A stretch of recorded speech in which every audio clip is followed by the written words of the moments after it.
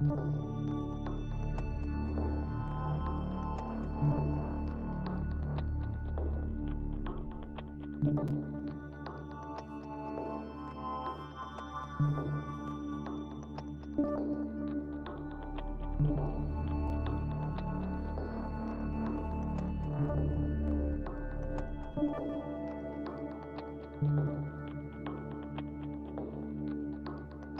views and opinions expressed by guests on Minnesota Grow Talks are solely those of the individual speakers and do not necessarily reflect the views or positions of Minnesota Grow Talks, its hosts, or any affiliated organizations.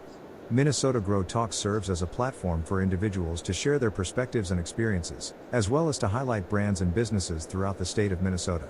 The inclusion of any guest, brand, or business does not constitute an endorsement or official representation by Minnesota Grow Talks or the state of Minnesota.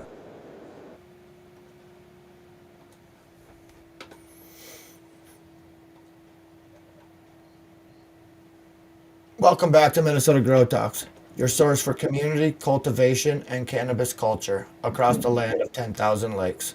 Whether you're growing in a closet or a climate-controlled bunker, we're here to share stories, spark ideas, and help you grow smarter. Today we're diving into hydroponics, a world of water-based growing systems that's gaining traction with hobbyists and pros alike.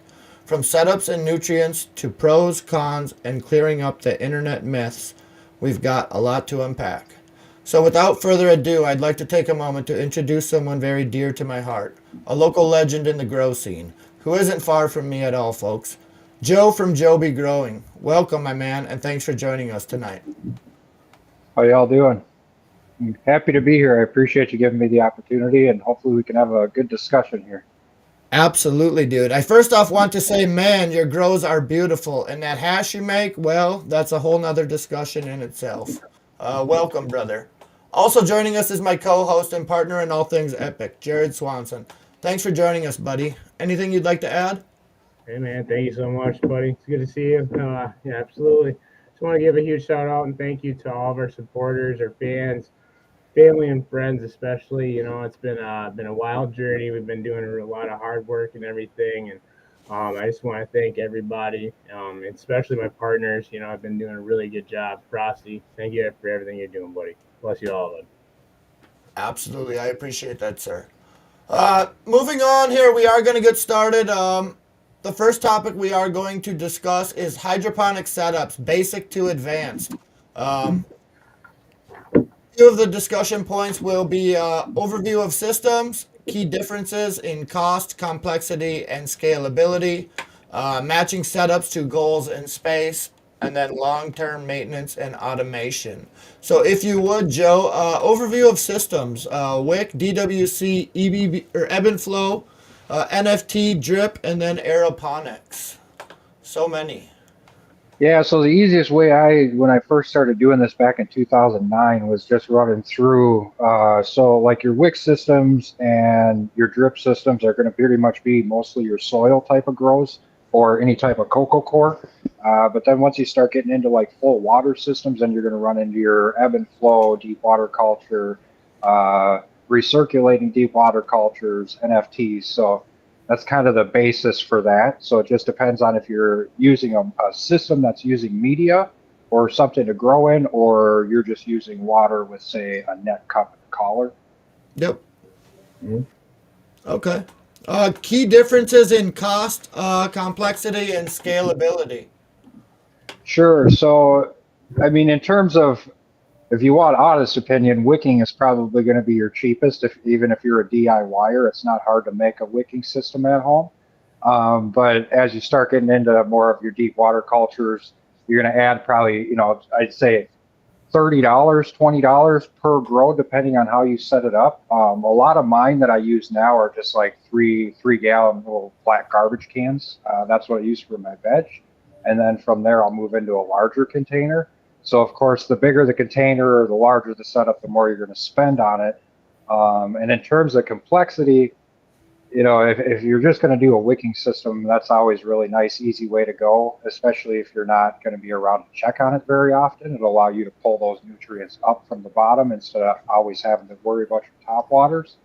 But then when you get into like the deep water culture systems and stuff, you're going to want to check into your flow rates. Do you have enough of air circulation or air stones inside of the bucket to, promote healthy oxygenization, if I can talk tonight. And then scalability, deep water culture, anytime you start getting into buckets, unless you're going to be able to daisy chain your buckets together with piping, most guys, if you're going to go on a larger scale, you're probably going to move away from like a deep water culture single bucket system and move into, an ebb and flow system or even a drip system. I have one of my buddies I'm working with right now that's on a drip system. He's been trying to get it set up for like 2 years, but we've taken this plant to a full 4x4 grow, just a single plant.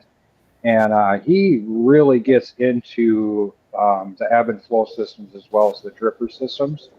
But for me, I like the more complex system. So I like to run recirculating deep water culture as well as a drip on my system. So the price and the complexity really does kind of change the more that we add things into it, but it doesn't necessarily make it like any better, I would say, either. Right. What are you personally using right now out of all of these different systems? So I'm using a recirculating deep water culture system as well as a drip system. So my water will go through the drip system, drain back into the buckets. From there, it flows through a 2-inch drain back to another main reservoir. And then because I do perpetual harvest as well as seed projects in other areas, I have mine set up on each system individually. So each plant has its own separate reservoir as well as its own bucket to grow in. Sounds complex, dude. Yeah, it's fun. Sounds very, very, very complex. Yeah. I'd like to one day get into hydroponics, but it's very intimidating. Just from the looking over the fence, I'm like, oh, I don't know about. Right. So, matching setups to goals and space, if you would. Yeah, sure. So if you really get into, say, like a cocoa core system with a drip, that's something you're really going to want to make sure. If you're just growing on a 2x2 or a 2x4 or even a 4x4, you really want to pay attention to how that plant is going to take off, because we've had ones I just had recently, Flapjacks by In-House Genetics did a 4X on me and I wasn't ready for it. So she shot up to almost 6 feet tall. So in dirt, when we grow outdoors, I got a bunch of people up near Park Rapids, Hibbing area, all over up that way. So when I help with outdoor grows, we don't have that issue. But yeah, inside, you really want to make sure that you're paying attention to what's happening in terms of your feed ratios too, because things can really explode quickly. And they can, of course, go wrong too. But in terms of just your space, you really want to make sure that you're training your plants. You're being careful to really do your defoliation and your topping and stuff on time, because if you do falter off on that, just like if there's an issue, you're not going to have a lot of time to slow that growth down or correct those things.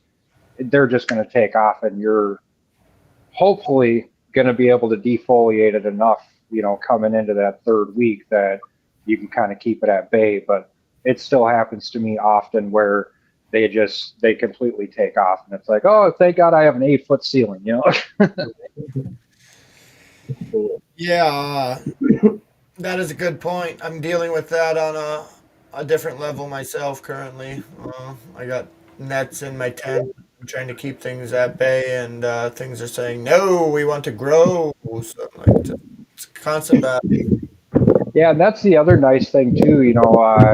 You'll still get the same amount of growth with that hydroponic. It'll still be that fast, heavy growth. But if you get it under a net, you really have the best control. Like I said, if people have a chance to go check out my page, they can see there's a post I recently did. I think it was earlier today, of a big 4x4 grow that we got going on. And that thing, like I said, scrogging it out, honestly, the best way to go, especially if you're new to hydroponic, in the event that it does take off on you, you have the ability to control that a little bit better. You're Right. still you're still possibly going to have those tops that'll rip on you and stuff, but even those, you can kind of bend them down if you need to too. Yep. And I also want to touch on the fact of, bucket size too, because it's not really much different than dirt. Um, if you're using a 3-gallon container, but you're assuming that just because there's water and you're flushing every week that, it's not going to be a big deal, those roots will overgrow that container very quickly. And like we talked about earlier, those problems with hydroponics, when they happen, you can change them quickly, but they also happen very quickly. So you really want to make sure that your bucket size is comparable for the plant that you want to grow, as well as not too big, because like a small fish in a big tank, that small fish, even though it's used to being this big, now it's in a 50-gallon tank, that fish is going to be this big. Right. Makes sense. Yeah. Oh, last on this topic here, long-term maintenance of hydroponic systems and automations. Sure. So maintenance, once it's all set up, is actually fairly easy. Air stones, I soak those in hydrogen peroxide for 24 hours or sometimes less. Pretty much wipe your lines down, clean out the insides of your buckets. I use Athena nutrients, so I just use all of mine out in my garden. I don't have anything to worry about in terms of salt buildup or anything. I've got good drainage, so my lilacs love it. All my flowers love it. Everybody out there is happy. So there's really for me, nothing other than wiping out some buckets from time to time. Let me ask you this here. You're out in the country or in the suburbs? Yeah, I'm towards Circle Pine, so Okay. I'm more country. So you run off well water or city water then? Nope. So I'm off of city water. Our water actually came in at like 500 parts per million, so I don't even drink the stuff. But I run a full RO system on a 55-gallon tank. So I always tell people, usually you're fine on city water. The biggest thing you want to look for is that chlorine smell. If you smell chlorine in your water, like any grow, you're probably going to want to ditch that or even let it sit out for 24, 48 hours. And there's kind of a misconception that if just because you throw an air stone in a bucket of tap water, that somehow that's going to dissipate your chlorine faster. That doesn't work either. So like I said, 24 hours in a 5-gallon bucket with no lid is really your most responsible way of, ensuring that chlorine is completely out of there. Right. Now, that's a good point. Here in where I live, the water is very, very bad. I actually haven't drank the water here, and we cook with it, sadly. But I've been drinking spring water for 15 years, and I've been feeding the girls spring water for 2 years, which is beginning to get old, if I'm not lying to anyone. I feel you. In Prairie to fill, 100 jugs of water, it takes an hour and more. Ugh. I got to go to the spring again, actually, speaking of which, so be on the list for tomorrow. So, yeah, overall, you say the maintenance is pretty minimal. Really, you got your cost of setup, and then just the maintenance is really minimal. There's a lot of automations that can go hand in hand with all of this as well, I would imagine. Yeah, so I really try to keep it as simple as possible. I have a lot of people that have seen my grows over the years, and I've been very complex with other setups, but this one is pretty simplistic. So I have 4 pumps that run, of course, for each reservoir, or 1 pump per reservoir. Those are 255-gallon an hour pumps. Those run 24 hours a day nonstop. Some people like to move into timers. I usually don't recommend timers unless you're on some sort of a drip irrigation. Any type of stale water or anything like that is going to ultimately lead you to possible bacteria growth or, certain types of enzymes we don't want to make in there. So the best thing I've learned with that is if you're in a bucket, you really don't need automation. It's pretty much throwing your air stone. That's going to run 24 hours a day. If you're on a drip system, that's where you're really your drip systems is usually where you're going to get the most into your timers. So you're going to want to run it maybe a minute a day for, depending on your pump size, for maybe 3 times a day.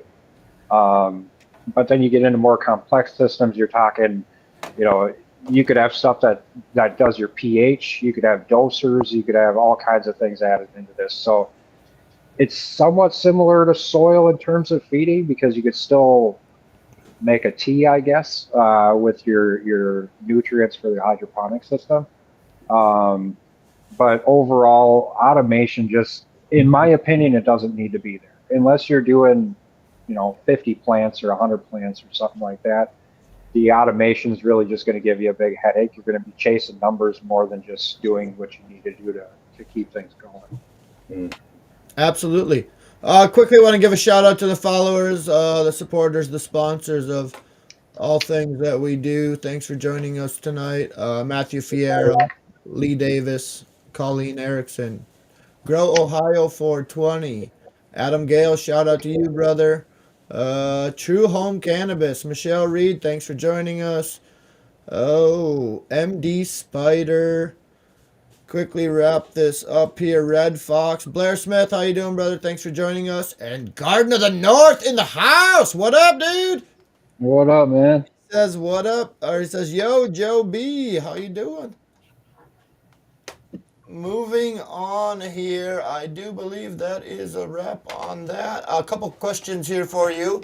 And I touched on this, not exactly, but similar. What setup did you start with? I know you said you're using DWC with a drip. What did you start with, though, when you first got into hydroponics?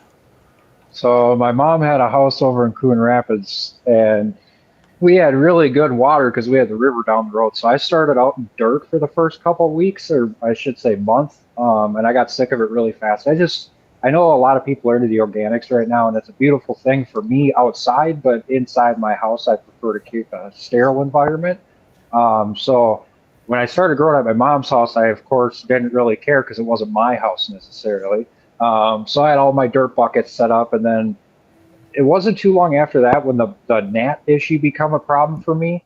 I moved into bubble buckets, so it was really rudimentary. It was, the pet store air pump and a couple fish tank air stones, and it was, just nothing that it was supposed to be. I was running General Hydroponic, their liquid line for hydroponics, and yeah, it was quite the endeavor. But that was another time when I learned, I was growing a plant that we grew quite a bit outdoors, but it shot up. I started out with a 2-foot veg plant that ended up at over 7.5 feet, and it was looped up and down inside of this like makeshift box in the basement. So Cool. and I'll never go back to that.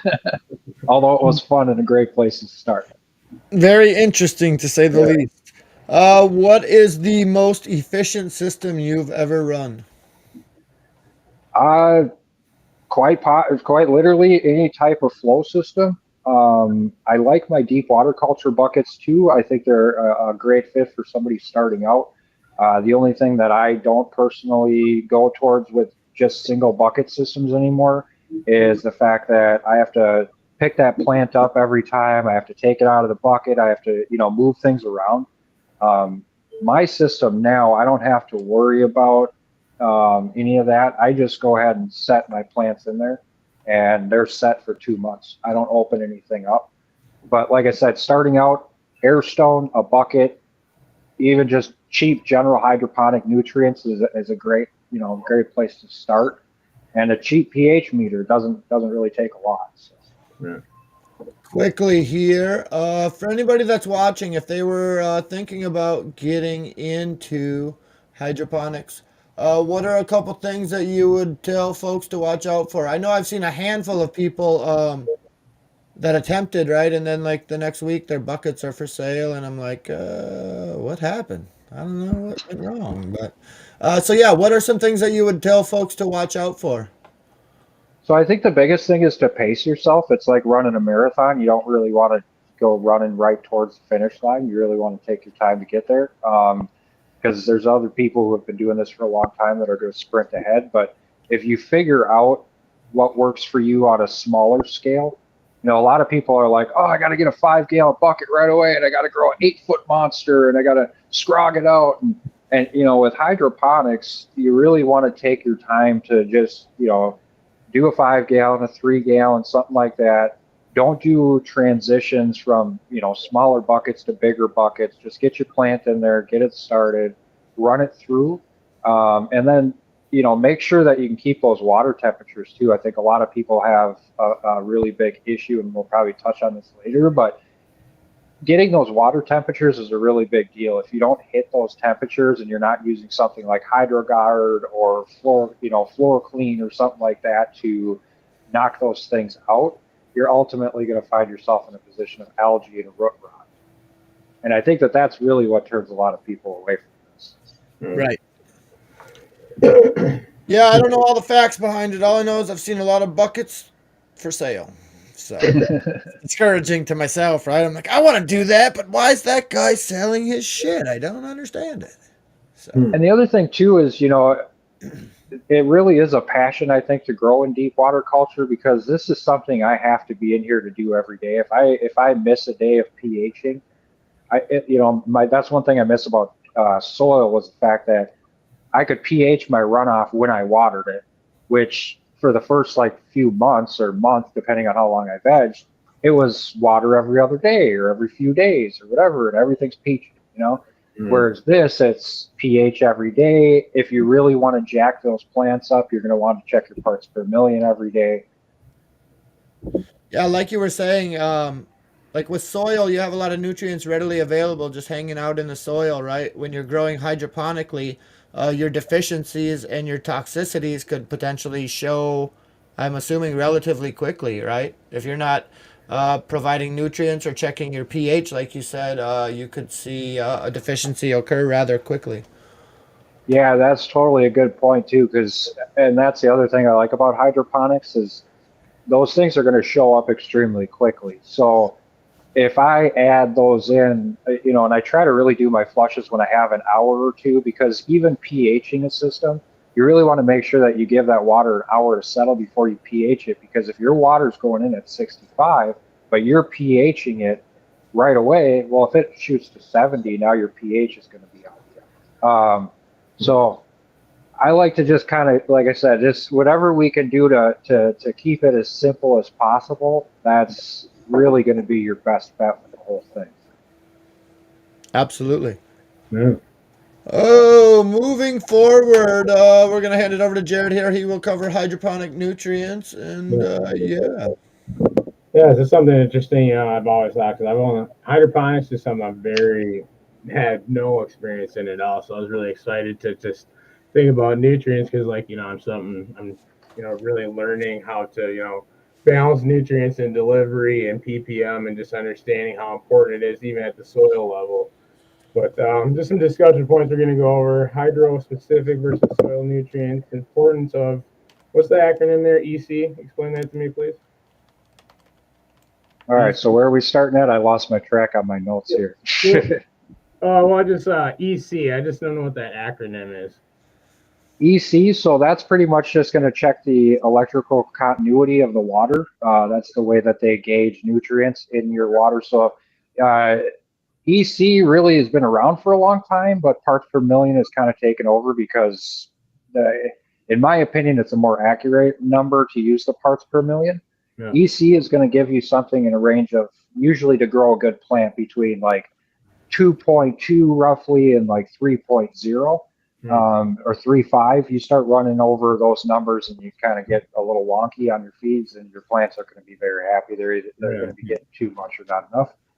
Whereas your parts per million, I really like to use that, because say my Athena, if I'm putting in, X amount of nutrients in there, I can look at that, write that down, and say, okay, that brought me up to 1,500 parts per million, or an EC of 3.0. But say that those nutrients, I want it to be 1,500, but it's only 1,430. My EC isn't going to show a number well enough for me to believe that it's accurate where I really want it to be. And some people don't get that technical, but like I said, with hydroponics, once you really start getting set up with it, this stuff becomes second nature. It's really easy to do. Yeah, this is an interesting thing, just all I know is hydroponics would definitely be you have to pay attention to it day in and out. I can understand you would probably be in your girl a lot more than just an hour a day, anything. So, but yeah, just excited at the top and stuff. I'm really excited to hear it and everything. And But yeah, just common pitfalls for feeding, organic hydros if possible. Just some great discussion points. But yeah, I'm excited to hear you, buddy. Definitely. So we'll start with the Hydro specific versus soil nutrients. yeah. So the biggest issue with hydroponic systems, if anybody out there is growing with teas and stuff, is those types of things are going to clog up drip lines. They're going to clog up air stones. They're going to start to collect on the roots. Whereas a hydroponic fertilizer, which a lot of people steer away from because the majority on the market now are salts, whether they're already watered down or something that you're going to add a water to later on. So I really like to just pay attention to what I'm doing with my system. But in terms of soil, we touched on this a little bit earlier. One of the nice things with that is it's time release. So if you're going to put that on the soil, you're going to have, a month worth of feed in that water or in that plant until you transplant or whatever. Whereas with this is a weekly feed regimen, and if you really start getting into it, then you're moving into those, by daily or every other day kind of thing, just to keep those plants at that growth rate that you want. Because you can always keep, so like soil, you can once it's in there, it's in there.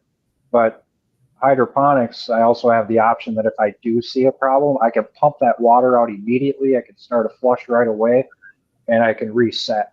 And that's the other thing that I like about that in terms of those nutrients, because, and even this stuff, a lot of times if I have a plant too that something goes awry, I'm not wasting a plant. I'm not wasting a bunch of material. I pump my water out, I feed it to my plants in my garden, and I come back and redo it again. Yeah, time to catch any issues or anything. Yeah, that's definitely something.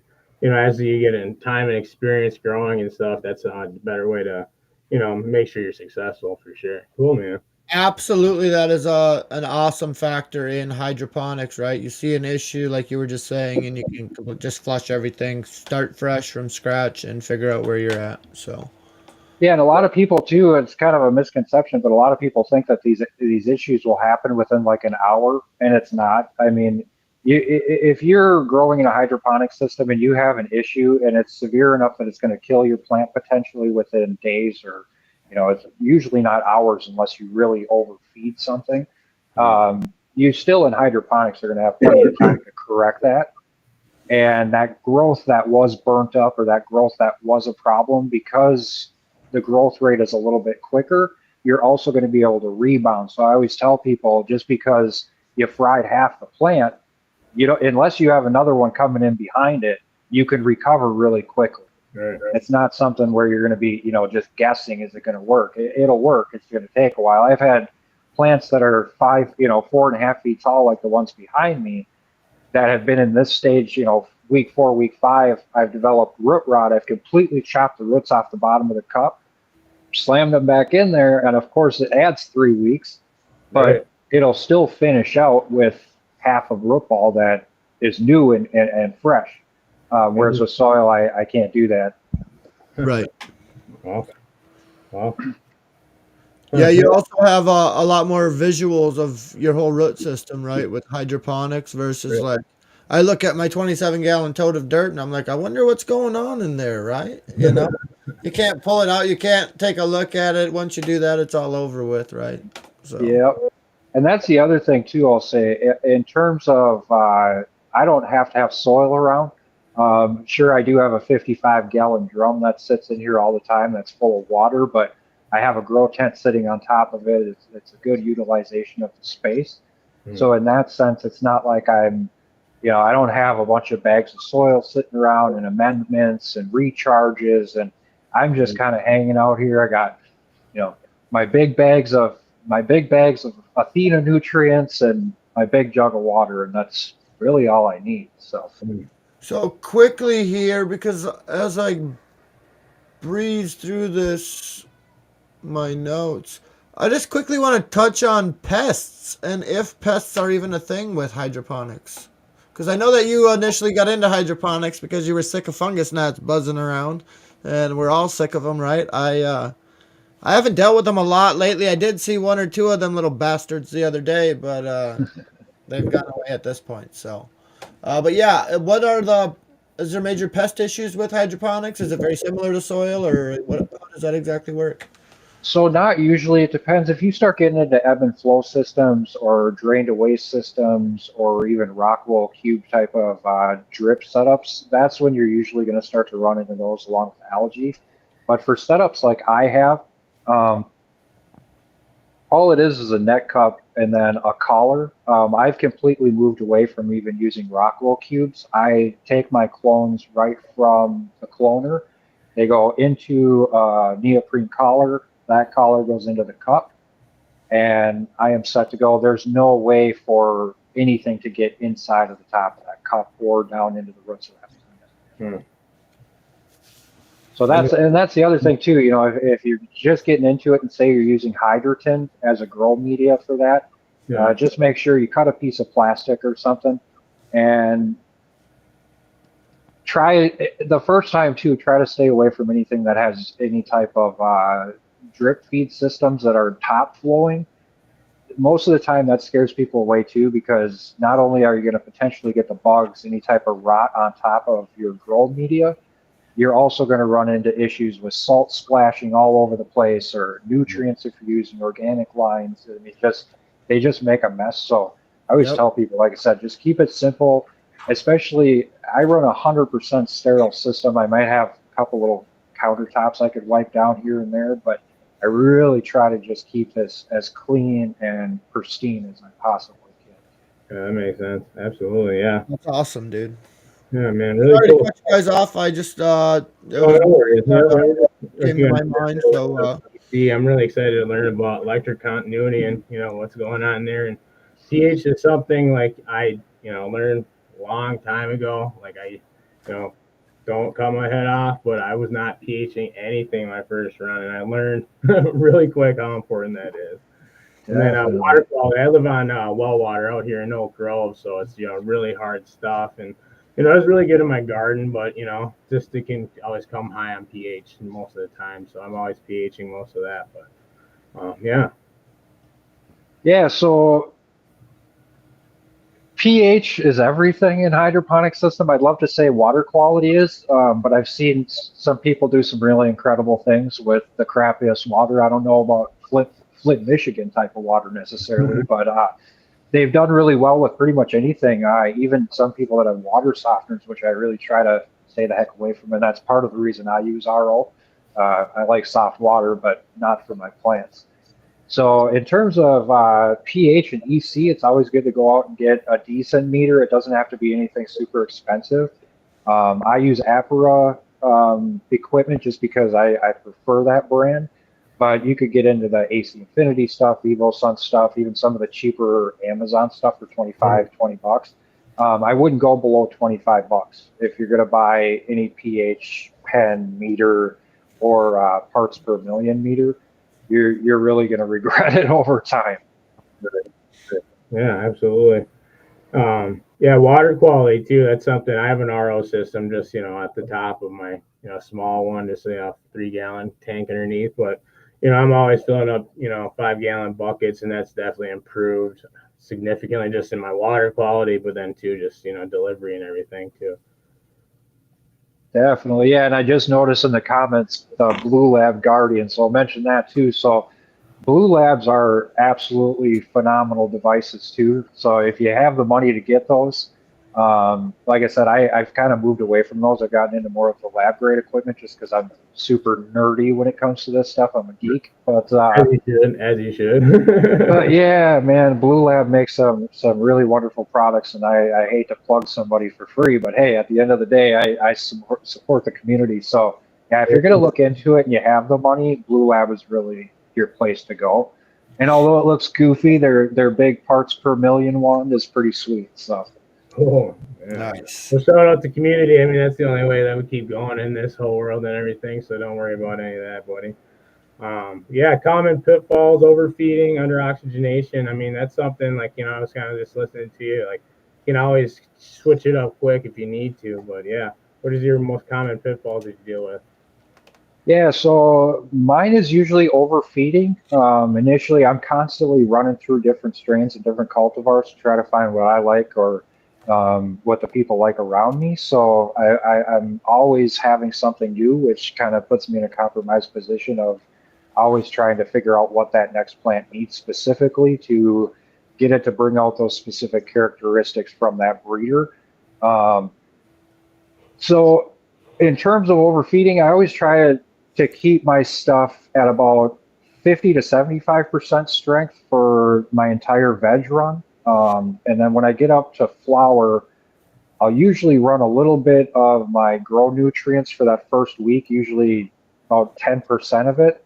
And then I back my bloom way down so that, and my micros way down so that those are only at about 50%, kind of give it the balance. Mm. And then once I kind of pull through that balance stage after about a week and I do my first flush on it, that's usually when I'm going to pound them at, 12 to 1500 parts per million, which is going to be a lot of food. So sometimes they burn, but like I said, the majority of the time now, I'm looking for that little yellow tip on the end of my leaves. Yep. And I know some people might give me shit for this, but that little tiny tip, if I can get, I don't want it to be like the leaf, I want it to just be the smallest little Just piece of the tip. tip, Yeah. just the tip.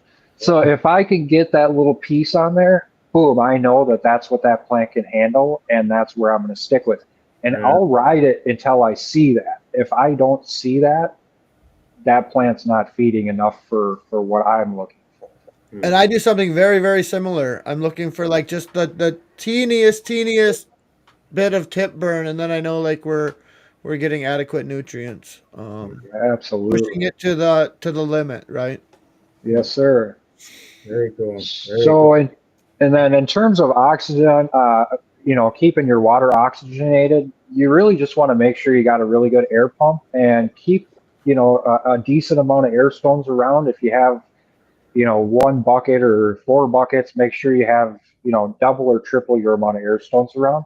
In the event that, especially as a beginner, if you start to have stuff collecting on the bottom of your bucket and stuff, and that stuff, although it doesn't look like it, it is sitting on the air stone because the air bubbles are only going to come out in so many spots. Absolutely. And where those air bubbles aren't coming out, those things are collecting in there and sitting. Yeah. So it's really good to kind of, make sure. I always recommend the round aquarium air stones first. They got 3 nice suction cups on the bottom. I might actually have one in here. Yeah, not close by. I should have had some fun stuff sitting around here. I kind of hear what you're saying, though. That makes sense because, like, I hold water and stuff too. Since I got such a small tank, I have to have like I turn my lights off, but when I'm holding water indoors, like I got a 5-gallon bucket, just always filled and has an air stone. But being from the restaurant industry and stuff, I definitely know how water can have some pretty detrimental effects, like in like ice machines and stuff, and not keeping things clean and thorough, like it can build that, pink mold and that nasty stuff. So interesting stuff. But Yeah, oxygen is really going to help with that too. One of the main things for those roots is to really pump in as much oxygen as you can. It keeps things moving around, but that oxygen is going to help to kind of break things up. There's a reason why OxyClean works so well. And we don't use it for our plants, of course. That's a disclaimer. Don't do it. No, but no washing your chicken in the sink, but, or with dish soap, sorry. But yeah, I usually just try to, just like I said, make sure it's a decent air pump. It doesn't die. If you don't hear it humming, get it replaced right away because that root's going to get damaged really fast. Yeah. Organic hydro, is it possible? Yeah, actually. So depending on how I should say yes and no. So yes, you can get it done organically, but in terms of the minerals and how they're derived, it's hard to get those minerals into a liquid form without it being turned into a salt first or some sort of base that would allow it to be dissolvable into water. And then the plants also have to uptake it too, because even like CalMag everybody knows about CalMag, but CalMag is one of those things where if you buy CalMag or silica is a really good nutrient too. If you buy those minerals and they're not able to be uptaken by the plant, well, you just bought a $30 gimmick off the shelf, you know. So Right. we have that ability in the hydroponic systems to really play with those and add all those different things in at different levels and stuff. But you really want to make sure that, like, as much as you want to go organic, if you're going to do it in a bubble bucket. Right. Don't do a recirculating system. You might be able to do a drain to waste. And in my opinion, if you are going to go organic, stick with your teas and stuff. We used to do it, so, and it's more of a process, but we used to just take a 55-gallon garbage can. We would run a fish tank filter on it with all of our organic nutrients for soil runs. We would run it through just one of those cheap black filters like they have, like you pick them up at Walmart, the 20-gallon fish tank cleaners. And yeah, we would just circulate it through that. Now, the downside of that is you're going to be pulling, there's a lot of solids in there that you're pulling out too. And those solids, when you pull those out, of course, are things that your plant are no longer going to be able to uptake. So it can be done. I don't want to deal with the mess personally. Like I said, it just, scientifically, it's already been proven, and this is probably going to start some fights too. Hopefully not. I love everybody, but you know, there's scientific proof that whether you're growing organic or with salts, what's in your plant is going to be in your plant.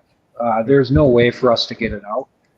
What's in there is built up in those cell walls. It's part of the plant, and just like us, if you eat a piece of pizza in an hour, you're a piece of pizza whether you like it or not. You don't look like a piece of pizza, but that piece of pizza is everywhere. And just because we die, if we ate a piece of pizza an hour before we die, that piece of pizza is still going to be in there. So I always try to kind of tell people that, you know, there's some, the only time I've really had anybody say anything about my flower is if I've told them that it's hydroponic first. Otherwise, it's clean, it's sanitary, everything's flushed for, you know, a good amount of time, not because you need to, but because I like to. So yeah,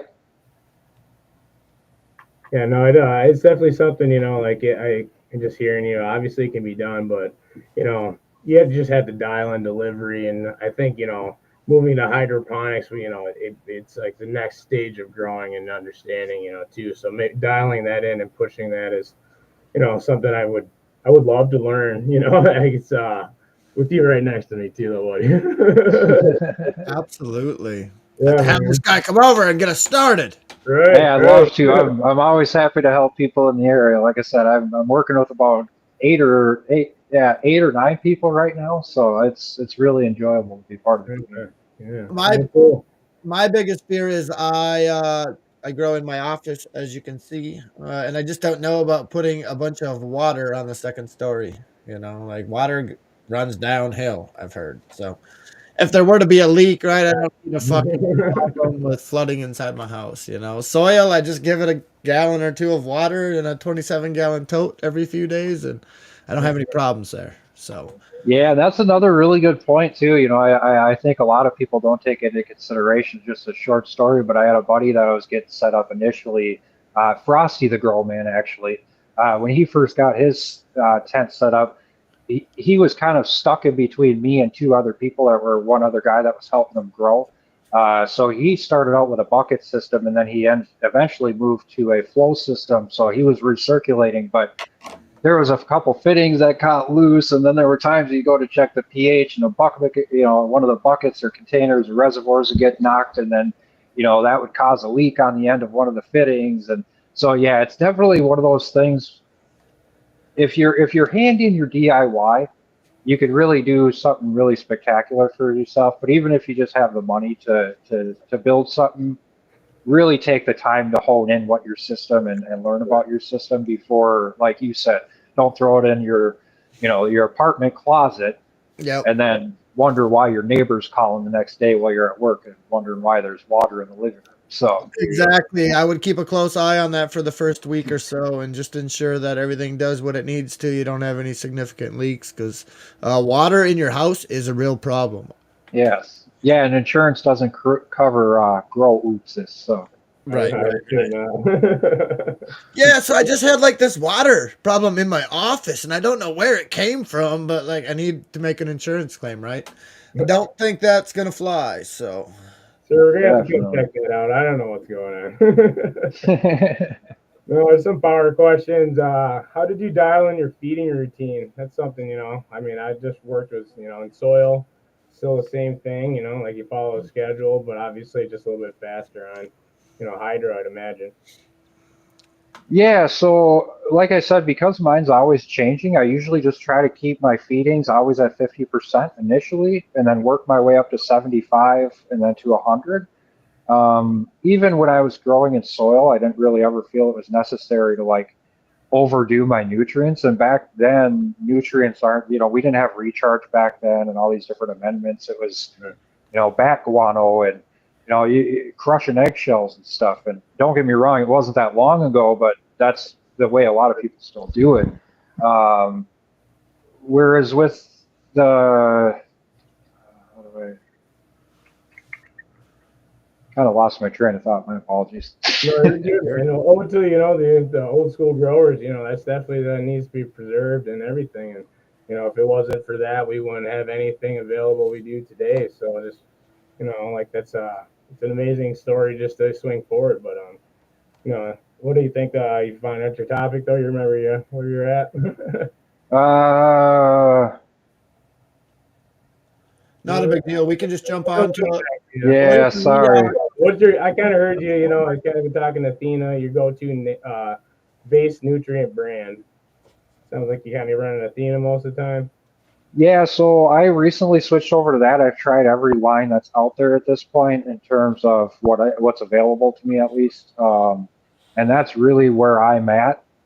For me, it's easy to use. I use the Pro line. It's a synthetic nutrient, and I actually just saw that pop up on the screen there with the synthetics too. But that's a good point, is those synthetics are actually passing a lot of these heavy metal tests. Mm-hmm. So that's something we don't really have to worry about necessarily. But yeah, my go-to is Athena, but it is a little bit more on the expensive side, and you're going to be using quite a bit more of it too. They have a great liquid line that gives you a little bit more versatility. You can run an A and a B for your grow and your bloom. Comes with a core, fade. You can get all fancy with it. But like I said, I prefer just to stick with their Pro line. But people starting out, I always get them started on General Hydroponics. It's a salt base, and I hate to steer people in that direction necessarily, but everybody that's seen Athena or they've gotten into some of these other brands, it's like they're really starting to see, okay, this is a great starting point, but my plants do better with these ones, and I feel safer using these ones too. So Cool, really cool. What's the one additive you'll never grow without in the hydroponics? silica, silica, silica. I cannot get enough silica. So silica is a wonderful thing because it doesn't necessarily have much of a toxicity range. You could really do whatever the recommended is on the bottle all the time, and your plants aren't going to get hurt. But it's really a core factor in developing those cell walls within the plant and allowing those to become stronger and more robust. Especially if people are into like training and stuff, if you're constantly bending, breaking branches to try to get that plant manipulated the way you want it or trained the way you want it, silica is really a beneficial nutrient or mineral. Yeah, so I mean, it's a big part of it, just like everything else. But if I was just growing outside in creek water and no nutrients, I would still try to find a way to get silica in there. That stuff's really hard to source. Yes, I've tried to, especially if it's available in terms of liquid forms. There's a lot of brands out there that they'll say that it's accessible to the plants, but then it really isn't. Right. so I use a lot of raw organic products, raw amendments, and I had that shit in my cart and I checked out and it was on the way, and then Amazon emailed me and they were like, there's actually a shortage of silica. We will let you know when it becomes available. And they still haven't got back to me. So I had to supplement a different line, unfortunately, but yeah. Interesting stuff, man. Well, yeah, cool. I appreciate all that, and I'm gonna turn it back over to Frosty. But I'm really excited to keep learning about this nutrients and the delivery and how important pH is for sure. That's I well in everything, especially with growing right here. Definitely. Well, I hope to chat more, man. Yeah, man. Diving right in, what I've learned about growing over the years. This is a good topic. I think we will all enjoy this one. So, how growing has changed you over the years, Joe? So I've really learned just to be patient with myself and stay humble with the people around me. Um, I have to be patient with myself because anybody who knows who grows, it doesn't matter what you're growing in. There's every issue has an issue, or every run has an issue. And as much as we'd like it to be perfect, it's not always going to be that way, whether it's a fan going down or a plant half dead or whatever. And then just to stay really humble to the community, it's really easy for people to jump into chats or, to grow a beautiful plant one time and to get cocky and think that they're, somehow going to be the changer of the industry and the way things are done. And it just, Amen, brother. it's really off-putting to people. So I just try to keep that humility to myself. Even when I get, people saying things about hydroponics, it's just kind of like, all right, I respect and understand your perspective because this is, yeah, it's just, it's a great community to be a part of, and I don't want to be in the position of like, you know, making myself out to be a bad guy. Right, right. We are not all designed to think alike. It would be Right. a major problem if everyone on Earth thought exactly alike. So everybody's entitled to their opinions, right? And there is a lot of that, sadly, going on in the world. People that let good results go to their head. Sadly, we see too much of it, right? Big egos, like you've said. We're all doing the same thing. We're all chasing the same passion, right? We want to grow the best medicine that we possibly can. We should never discredit one individual because they may not be doing as good of a job as anyone thinks they may be. So, always stay humble, folks. It's very crucial in life. Yeah, and I mean it's one of those things too with people too, understand that things are going to go good and things are going to go bad. So I just always have a backup. And that's the one thing I think in terms of Minnesota, I wish I was on the OMC or OCM because people don't understand that even for a medical grower, if you're, say, your limit, so I have a medical card that allows me to do 8 and 8, but for anybody who's just doing 4 and 4, say you flower 4 and you have one that takes a crap. Well, now your medicine's gone in what you thought was going to be there because you weren't able to veg enough plants to sustain what you were doing. So, yeah, I always just like to tell people make sure you have a backup. None of us want to break the law necessarily, but you know, make sure that you're sustaining yourself and your needs for what you're doing because you don't just want to go from soil to hydro or hydro to soil and go, oh, it'll all be fine. So I'm going to transfer all 6 of my plants and 8 of my plants over to here and everything. Just do a slow transition. There's no reason you can't put a hydro bucket next to a soil bucket or a soil next to a hydro. So Right. Cool. Adapt slowly. Bite off a little at a time, folks. yep. And never get, I mean, as easy as it is, don't get frustrated with yourself. And that's any growing, in my opinion. And the second we get frustrated, it's like I always tell my kids, the second you get frustrated, you start making bad decisions. You were making good decisions before you got frustrated. You are absolutely correct. The knee jerk decisions begin once you get frustrated and anxious and all of those things. So, and if you got any questions, absolutely do not hesitate to reach out to Joe over at Joe Be Growing. Where can folks find you quickly here? So currently, Joe Be Growing on Facebook and Instagram. We're set up on YouTube as well. I haven't started posting too many videos up on there. I'm still learning about all the copyrights and everything that goes into that. And then we should have an website up and running within the next month here. For now, we're just going to do merch and stuff. But we got plenty of seeds that are on the way thanks to me and about 10 other test growers I have right now. So hopefully we'll be putting that up. Nice, and that's all with Yeah, we're certificate with of analysis and all that, ready to basically go retail, or you're just doing it off the farm for now? So we have a seed license currently to sell seeds in the state of Minnesota, but in terms of cultivation license, personally, I'm not going to do it. I have buddies that luckily, well, not for them, but they were thrown in jail for this and did quite a bit of years for it. Yep. So we started looking into those opportunities more so. My goal with this is to do a community event and get something going that.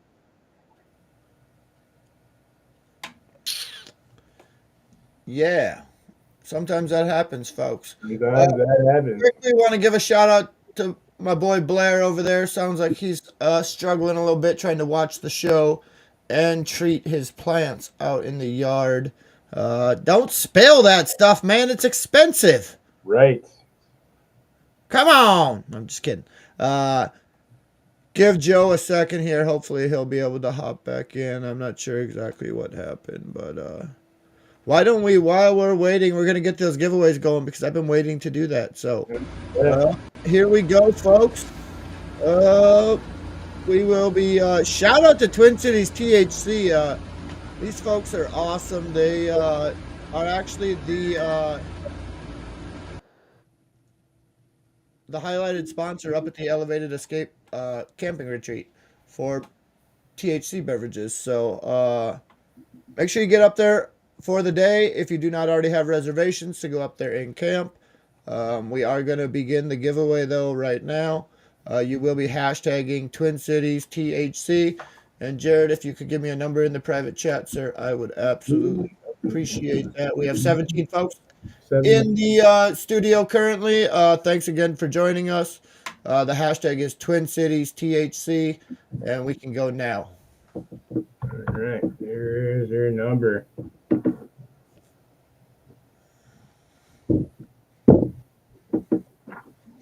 Alrighty, folks. The 11th person to hashtag Twin Cities THC today will win 2 4-packs of the finest half and half THC tea in town.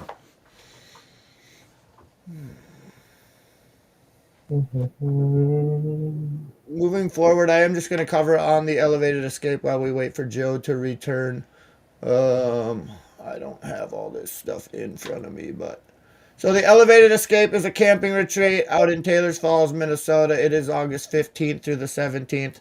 It is going to be an epic time. The campground has sold out, as I touched on the last episode. We are currently selling day passes for $25, which gets you in from 7 a.m. until 10 p.m., includes all of your meals, all of the workshops, opportunities to win swag bags if you are one of the first 5 people to the first 6 workshops. There is a puff and paint workshop. There is a nature hike and foraging workshop. There is a hash class at 2 o'clock. Let me see. There's yoga each morning. There's a coffee and tea bar with infusions available if you so choose. Oh, we do have a live DJ. We have a live musician, which will be playing just low-key reggae acoustics around the fire. She will also be singing. The list goes on and on, folks. We will be doing karaoke Friday evening. There's a potluck dinner. Everybody brings a side. We will be providing the main course. Holy, I'm out of breath, man. But nonetheless, folks, I hope you guys can make it out there. Send one of us a message if you're looking for day passes. Otherwise, day passes are also available on the Posh site. So, Jared, could you do me a solid, sir? Jared?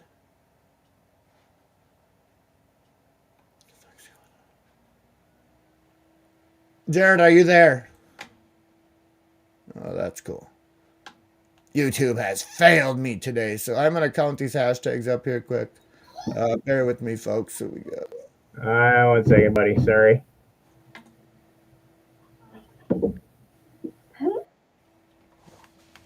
So yes, folks, just to wrap that up here quick, I apologize. I was trying to get in touch with Jared there.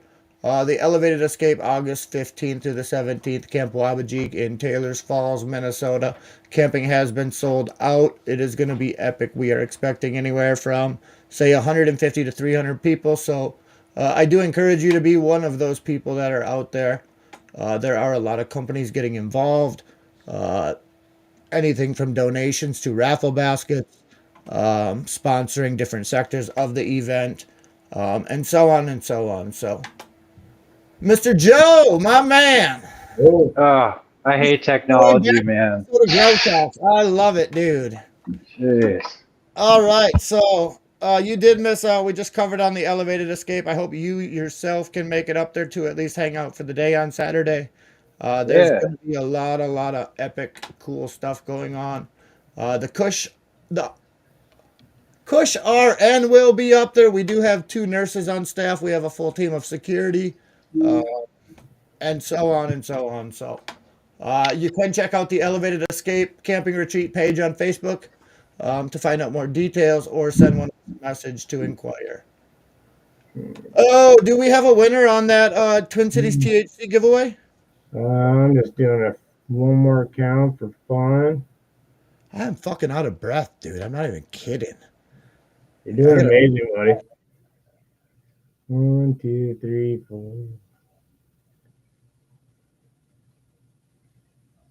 All right, I think. There you go.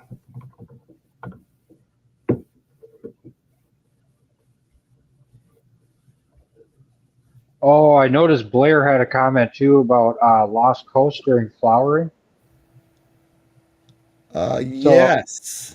So I was going to get into this really fast while you guys are doing that. IPMs or pest management, in my personal opinion, if you're going to do it, Lost Coast is your safest bet.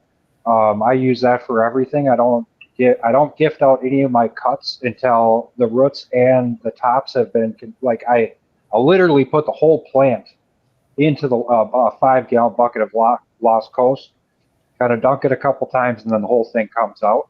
But like I said, personally, I don't put I don't spray anything during veg on my plants. I don't spray, and that's not even humidifiers. If I can't find a way to keep my humidity up in my room, and I know I probably sound a little snobby, sorry, but I really try to use my hydroponic system as my humidifier in here.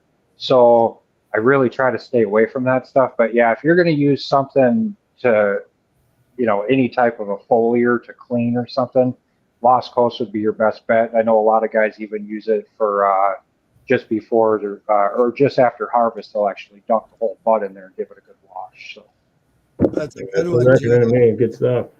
I just caught that. Adam Olson, shout out to you, brother. He says, LOL, his breaker flipped. Oh. Yeah.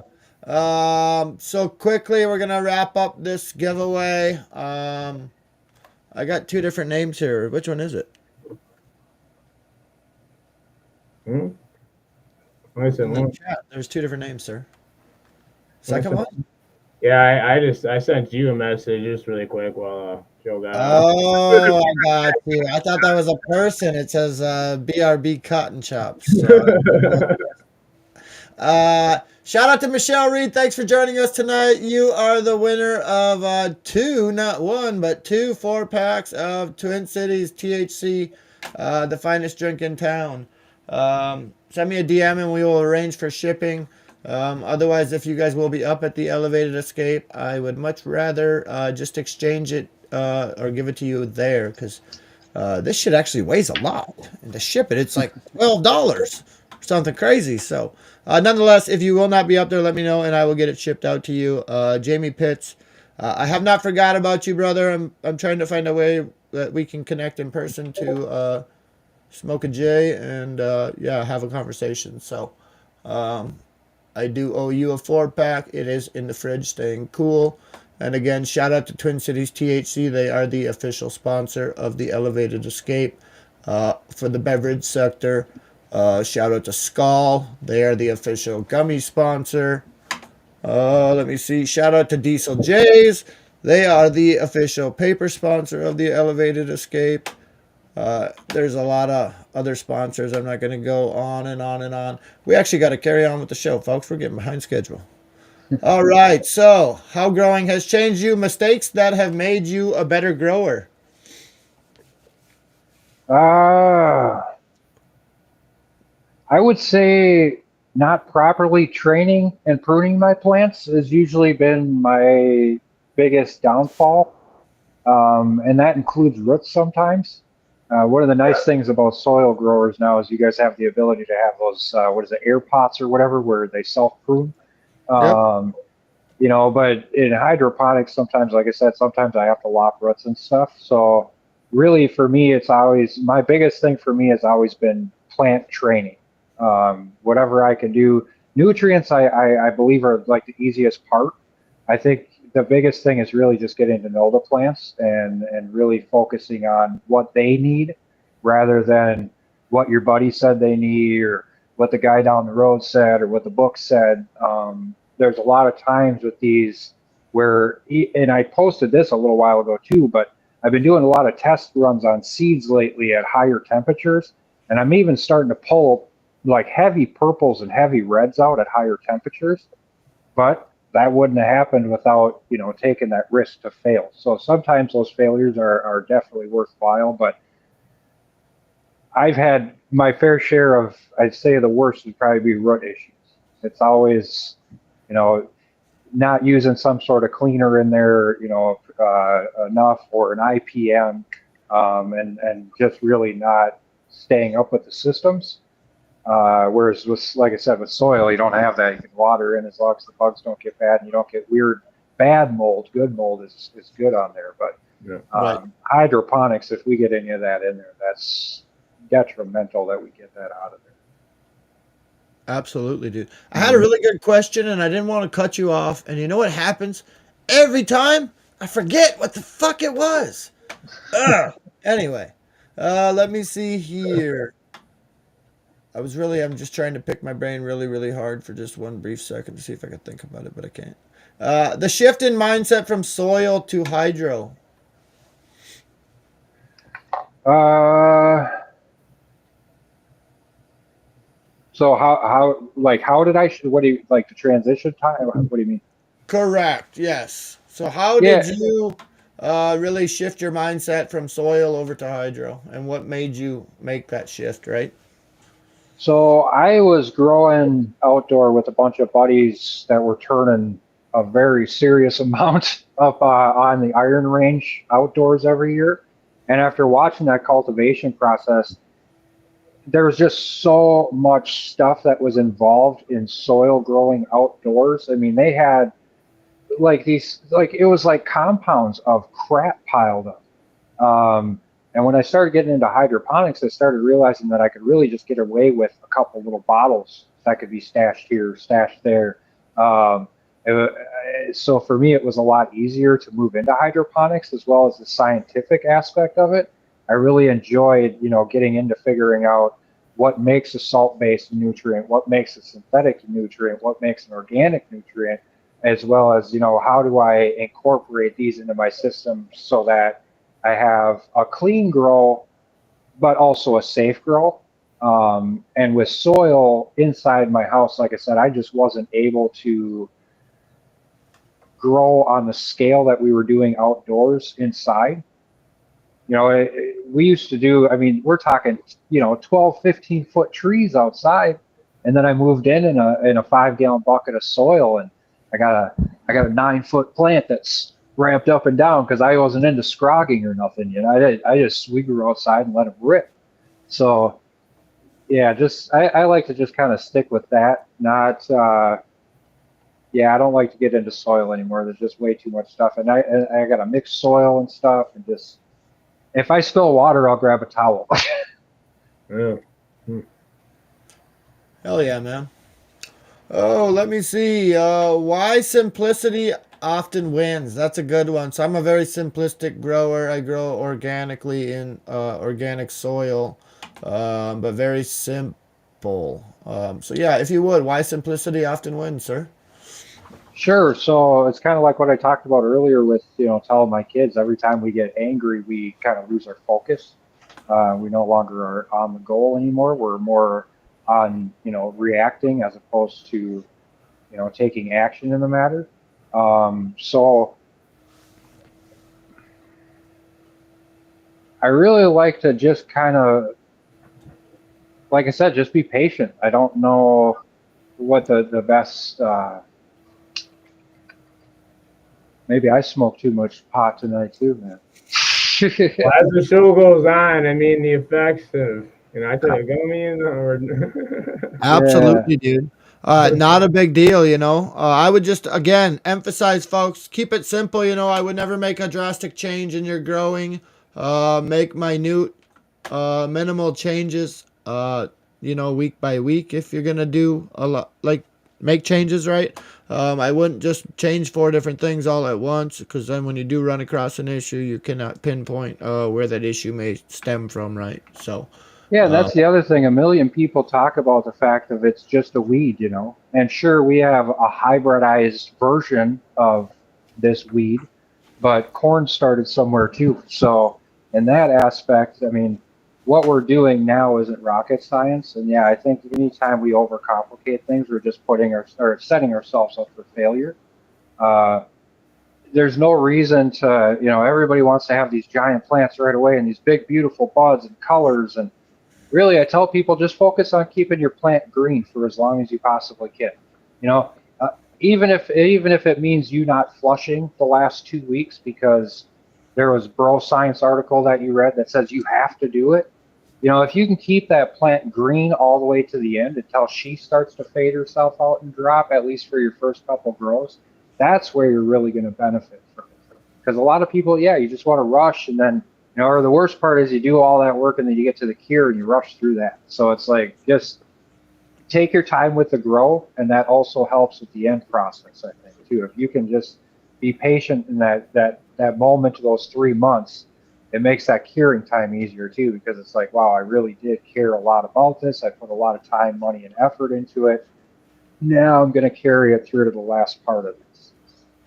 Absolutely, folks. There is a million different ways to grow your plants. But as he says, keep it simple.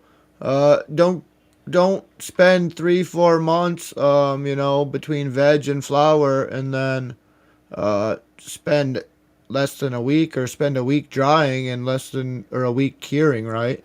A slow uh, a slow dry is always going to be best, and there's plenty of equipment and technology available. Different curing methods, from droid cure to the canitrol. Dry tents actually came out with a very cool, very uniquely designed dry tent, which has a carousel in it. It has the intake through the top and the outtake of the air on the bottom, and it's always rotating. So I actually have one. It works phenomenally. Yeah, I love the thing. They actually also donated one to the Elevated Escape Camping Retreat for the raffles. So get on up there, folks, and hopefully you can get your hands on one of them. Yeah, I use a canitrol. I have a longer process than just what canitrol recommends, but a buddy of mine actually just wanted to, or got one of those tents, so I had to give you props for that, man. I hope you enjoy it. It looks like a pretty sweet little setup. I was impressed by how tall his was, though. That thing hits the ceiling, man. Yep. So they have a 6-footer, and then they have the OG 3-footer. So one has 3 carousels, and then the other has 6.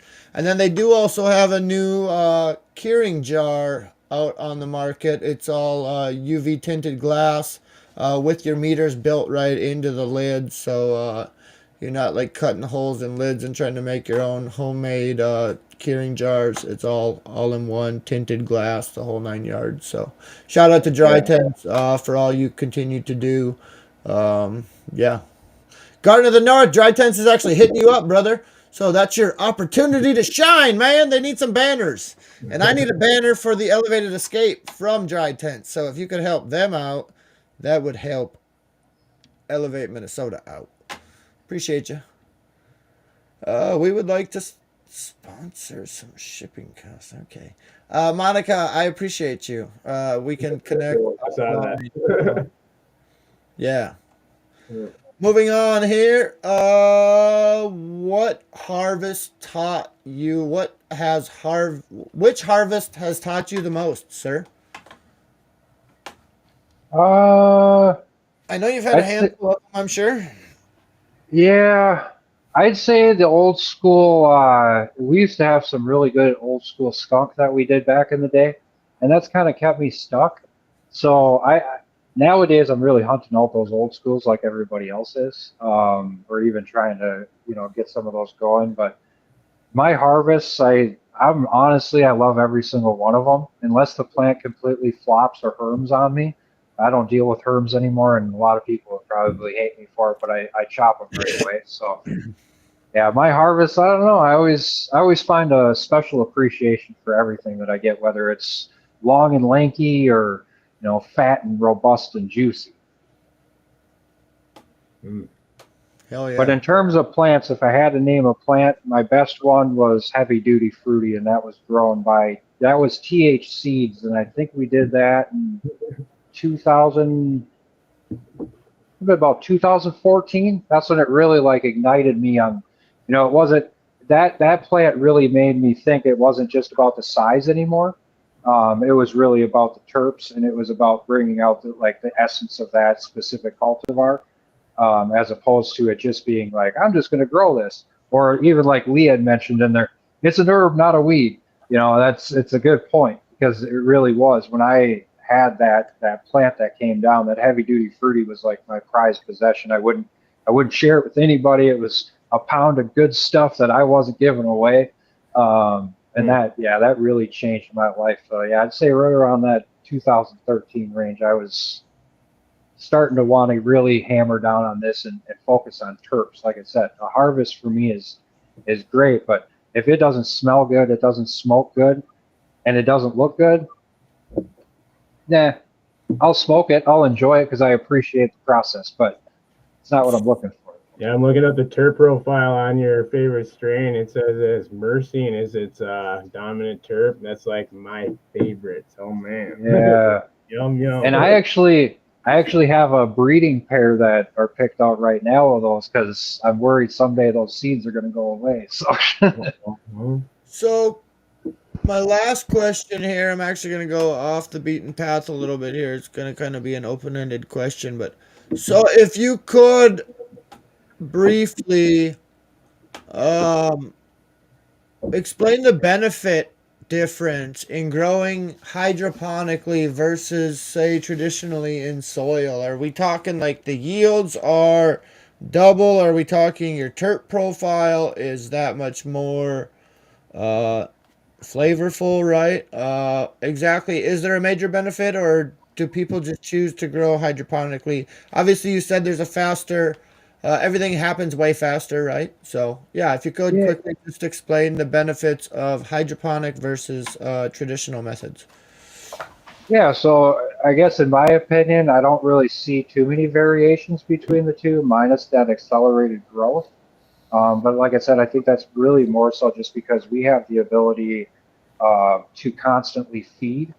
We're not in a position of like, we don't just top dress and then, as we talked about before, just water in.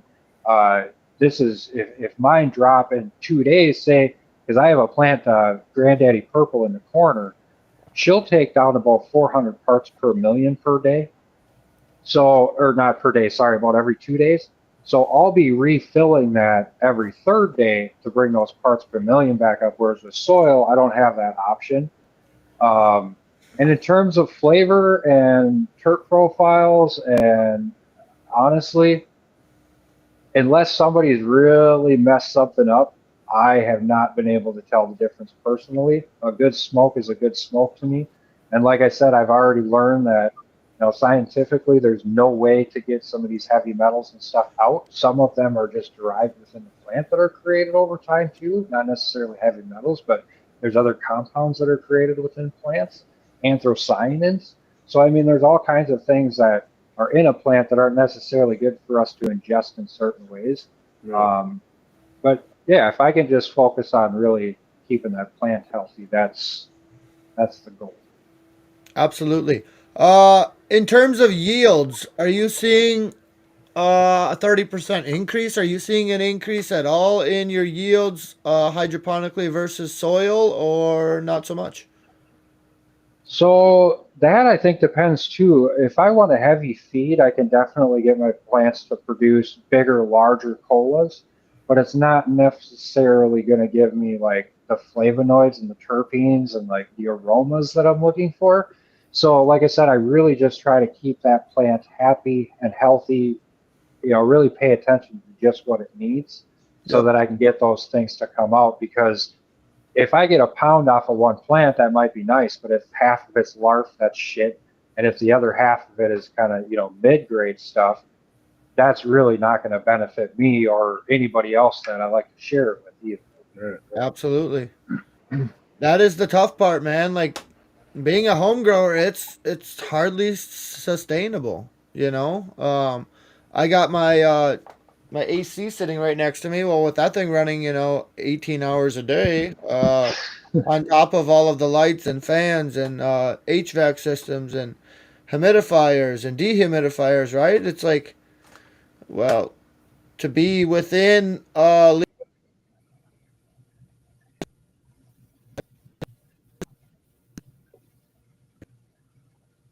Oh, sorry, there's technical difficulties there. Yeah, lost it a little bit. what's There he that? is. There he is. I don't know what happened there. You YouTube got does not like us today. Nonetheless, folks, we are going to move on to the second giveaway. That is sponsored by Jolly Pond Farm. That is a pack feminized seeds. It is a 5-pack. And actually, while I bring this up, it's kind of funny. Well, you guys probably don't think it's funny because somebody was trying to win this last week and they did not have the opportunity. Well, 2 weeks ago now. You guys did not have the opportunity because that's why we don't medicate on the show. Because, we rolled the giveaway, but we didn't have a winner for the giveaway. Somehow we got distracted talking about growing, as we always do. So, up for grabs tonight is a 5-pack of, again, Blue Marmalade from Jolly Pond Farms. Shout out to Jolly Pond Farms, as well as Scoop and Dr. Rocket over there on Instagram. I hope you guys are in the house tonight. If not, all is good. So, if you would, Joe, do you have that private chat thing? Or if you just want to call a number out, even, that will be the winner of the pack of seeds. The hashtag again is hashtag Jolly Pond Farms, and we can go now, and Joe will call out a number. 11. Sweet. 11 again, guys. So do what you got to do to be the 11th person to hashtag, and these seeds are fire. I actually got. We got 21 people too. Thanks everybody. Yeah, thanks for joining us. They Yeah, gave good to me see a you guys here. pack of seeds as well. There's some. Dude, my office is. It looks like a tornado went through this thing, dude. I'm just trying to keep things moving forward, and there's a lot of different projects going on, and it does not allow for time to keep my office organized. There's shit everywhere. Oh my god, whatever. Just ignore it. So You're taking that, buddy. it's all good. I know. Moving on here, we are running a little bit. The show's going long tonight here. So I did that. Let me see where the hell we are. Ooh, and that was one thing I wanted to touch on just really quickly. So Yeah. Adam Olson has touched on anthocyanins. That's the other thing that's really cool for you guys who are growing organically. If you're not spraying anything on your plants, save those leaves. I don't want to divulge too much information. It's a fun read, but look up the anthocyanin in terms of your red leaves and your purple leaves. There's a lot of really good antioxidants and benefits inside of those leaves. So I use those for tea actually quite a bit. Huh. Very interesting. I actually throw all my leaves when I defoliate in here, and then I feed them to my worms. In my There worm. you go. Really sweet setup he's got there too. I saw it. Yeah, I got what do they call a bunch of just a bajillion springtails in there, and then I got beneficial soil mites, and then dude, there's a lot of worms too. My wife hates it. She's Yeah, I like, had a that. buddy that was addicted to the red wigglers for a while. Yeah, that's what I have is the red wigglers. Actually, I got them from what the heck is it? The biggest worm farm out there. I forget. I got them off Amazon from somebody's worm farm. I forget the name of it though. Anyway, moving forward here. Pros and cons of hydroponics. Yes. Let me see here. Discussion points. Pros. Speed control, space and efficiency. Cons, tech risk, learning curve, upfront cost. When hydro makes sense and when it doesn't. Does hydro produce better or just faster? So had I just waited patiently, I don't have very good patience. ADD is a motherfucker. So nonetheless, moving on here. Pros, if you would, sir. Pros of Uh, hydroponics. yeah, so definitely being able to dial those numbers in a little bit more accurately, as in terms of feeding, as well as you know, depending on what you're doing, accelerated plant growth, and the ability to, you know, I think hydroponics is really versatile in the terms of I'm able to really move my stuff around wherever I want it as long as I don't have a drain line connected to it. I'm not really wrestling 50 pounds of soil around. I can really just pick up a 5 gallon bucket that's got 4 gallons or 3.5 gallons of water in it, set to that to the side with a lid that's locked on, and my plant's secure too. So those are definitely the pros. I I also like the fact that if anybody does like to geek out on this stuff, it's really not a hard thing to get into. As I said before, an air stone, air pump, and a bucket with some cheap nutrients. And even most of the people that I talk to locally that get started, that reach out and we really want to do this, it's all right. Here's a cup of Athena Grow and Core and Bloom, and here's a half a cup of silica, and so those are the other things too. If you start reaching out and you can find people that are into this stuff, a lot of us in the community are really good about helping each other out. The cons to it is things happen extremely quickly if you're not prepared for it and you don't have the stuff on your shelf to fix it. Hopefully your water will do the job, otherwise you're done. Uh, the fact that training and watching that growth really has to be calculated so that you don't overgrow your space and you don't undergrow your space either.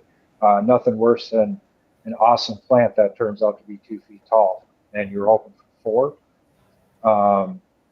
And in terms of like just overall, I really don't think there's a lot of cons in it. I mean, it's got some things to worry about, but in my experience, there's a lot more pros. And I can't help but go back to the stinking gnats. I have a couple people who have gnats, man, and I go over to their house and the gnats drive me nuts. And they're happy with the gnats because that's part of soil, and I have mad respect, but not in my house. Oh yeah, man. Outside, Quickly, I'll keep them outside. right. I do quickly before we forget again. I just want to. Somebody probably won this pack of seeds the other week, and they didn't win it. So shout out to Chad Carroll. I don't know that I've seen you here before, so thanks for joining us tonight on Minnesota Grow Talks. You are the winner of a 5-pack of Blue Marmalade from Jolly Pond Farms. Again, shout out to Jolly Pond Farms for your awesome donation, as well. Shout out to Scoop and Rocket for orchestrating that whole donation. They had a bunch of extra seeds over at their shop, and they sent them over on behalf of Jolly Pond Farms. So, shout out to both you folks, as well. Shout out to Chad Carroll. If you could send me a DM, we will arrange to get this either shipped out or hand delivered to you, sir. Again, thank you for joining us tonight on Minnesota Grow Talks. Oh, let me see here. So we covered the pros, we covered the cons, when hydro makes sense and when it doesn't. That's a good one. And you might be like, I don't even know what to take of that. And I might not even know, but that is a good one. When hydro makes sense and when it doesn't, sir. So I think if you're growing in a hot environment outside, that's a big no-no for hydroponics. So that wouldn't make sense for me. We used to do systems where we'd use 8-inch PVC with cups in it, and then we do like a waterfall system. So it would bring the water up and drop it down, and then it would just flow through that pipe. And we had a little aeroponics going on in there, but the temps were always an issue for that. So I think unless you're able, and like you touched on earlier with an air conditioning unit, water temperatures are a big deal, man. If I'm growing in a soil bucket, this is where I'll knock my own what I'm doing, because if I'm growing in soil, my root temperature is never going to really be, unless I'm reaching over 85 degrees, 80 degrees. My canopy's heavy enough that I always have enough shade to keep my soil cool. Whereas hydroponics, you're constantly moving to that next best thing in your plant, the next bigger plant. So I don't have that versatility. Mine are stripped down right away. They're ready to go. It's just going to be bud, and I can't have all that extra stuff on there. So yeah, if my water's not staying cool, I'm done. And what is the optimal water temperature in hydroponics, or what is the safe window, if you would? So 68 is a target, but I always tell people if you're anywhere in that range, algae usually starts to grow over 70 degrees, 72 degrees, but can possibly happen at some of those lower temperatures. But if you can stick in that 65 to 68 degree range, that's really where you want to be at. And I always tell people too, it's not extremely hard to do. So what I have is a reservoir cabinet that it sits in, but for buddies, we've just set a small 2x4 tent or 2x2 tent on its side. You put the reservoirs inside of there. The air intake blows from one side of the tent and then is sucked into the flower room from the other side of the tent. So those reservoirs are always getting air conditioned air in that space until it gets into the grow room. And from there, that water in that reservoir space is also cooling the air that's being, air conditioned in that space before it hits the flower room. So my temps in here, like I said, I'll run in here pretty high, but that gives me the versatility of actually I could run temps the same temperature as my air conditioner in there, and my water would stay the same. So, Well, Thank you for that. yeah. If you didn't know, folks, now you know. Those are your optimal temperatures for hydroponics. I actually, in my scramble to get out the door this morning, uh, I'm actually out raising dollars for the fucking retreat because we need more dollars. So shout out to that dude. But in my scramble to get out the door this morning, I had to feed the plants, and the air conditioner was blowing at me, and I was freezing, so I turned the air conditioner off. Big mistake. Don't ever do that, because guess what happened? I went out the door and I went to work for 8 hours, and the frickin' air conditioner in my grow room was not on. I still had my house AC on, but I came home from work and it was numbers I don't even want to say. 82 degrees in my tent, and I have 3 plants in flower. So it's not optimal. Is it the end of the world? Well, that's debatable. So the flowers are still the flowers, but hopefully they didn't take too big of a hit from sitting in a 82-degree tent all day long. Ugh! Shame on you, Frostbud. You should never do that. They'll perk right back up. You got it, man. Sure, it'll be fine. It was very. I was very discouraged with myself when I got home. So let me see here. Does Oh, and I hydro? will touch just really fast. Sorry to cut you off, man. If you are going to get into hydro, look into Hydro Cleanse or a similar product. There's all kinds of different things on the market that you'll want to add it in like once every time you flush, and that'll run throughout the week. But if you're running temperatures over that 68, 70 degree range, that'll just kind of keep all those microorganisms that could grow or any type of deposits at bay until you flush again. Absolutely. Let me ask you this, sir. What is I mean, depending on who you ask, you get all sorts of different numbers. What is a number that you would recommend folks do not exceed during flower? Temperature. For Oh man, well it depends. So if you got CO2, let it rip, tater chip. if it's 85 degrees and sunny in there and you got good airflow and, your plants aren't getting crispy and you got good humidity, let her rip, man. 1,200 parts per million, 1,500 parts per million at 85. And, a higher humidity in those higher temperatures is actually going to benefit the plants a lot too with perspiration with perspiration and transpiration. So that plant's really going to do well. But it's the same with if you're going to run lower temps. So if you're running lower temps, make sure you drop that humidity too. And that really gets into, now you're playing with VPD and KPA, and nobody really wants to do that because we've all known the headache of trying to chase a VPD number. But yeah, you can just kind of run with that. Yeah. Absolutely. So you would say without CO2, stay I below 79, 76. Yeah, 70. I mean 76 is usually 76, 77 is about my max that Okay. if I'm not running CO2. If you're pulling fresh air from outside, that's an easy 80. You'd be amazed how much CO2 is in the air outside, or even if you just have your grow room open and you have people home all day. If you're constantly running that air through your house and your air conditioner's, ripping, you still have a pilot light in your furnace that's connected to your air conditioning unit, or to pull that air conditioned air through. So you're still creating CO2 in your house too. So running those higher temps aren't necessarily bad. I always just tell people, look at your plants. If your plants aren't happy, keep it down. But I prefer when I'm breeding to keep my temperatures really high. I want to know that if those seeds go to a warmer climate, they can sustain themselves.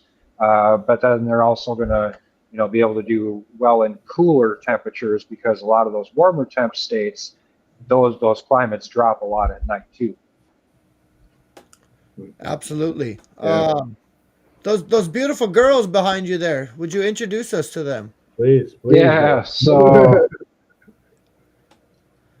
this one is Humboldt Seeds. See if my deal's charged enough to take it off of here a little bit. But so this one's Jelly Donuts. This is the last one that we actually have going on right now. I've been running this one for the last year. This is the 5th generation clone. And then this one is Humboldt Seeds blueberry pancakes here.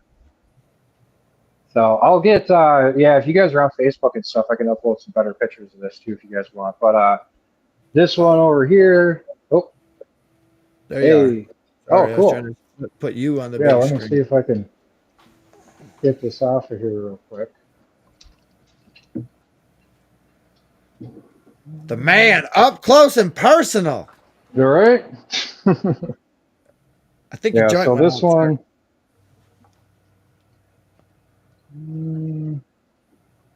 yeah, so that's the Jelly Donuts by Humboldt. And this one I've had an absolute phenomenal time growing. Like I said, the terps are super fruity. They're doing really good. Nice. This one's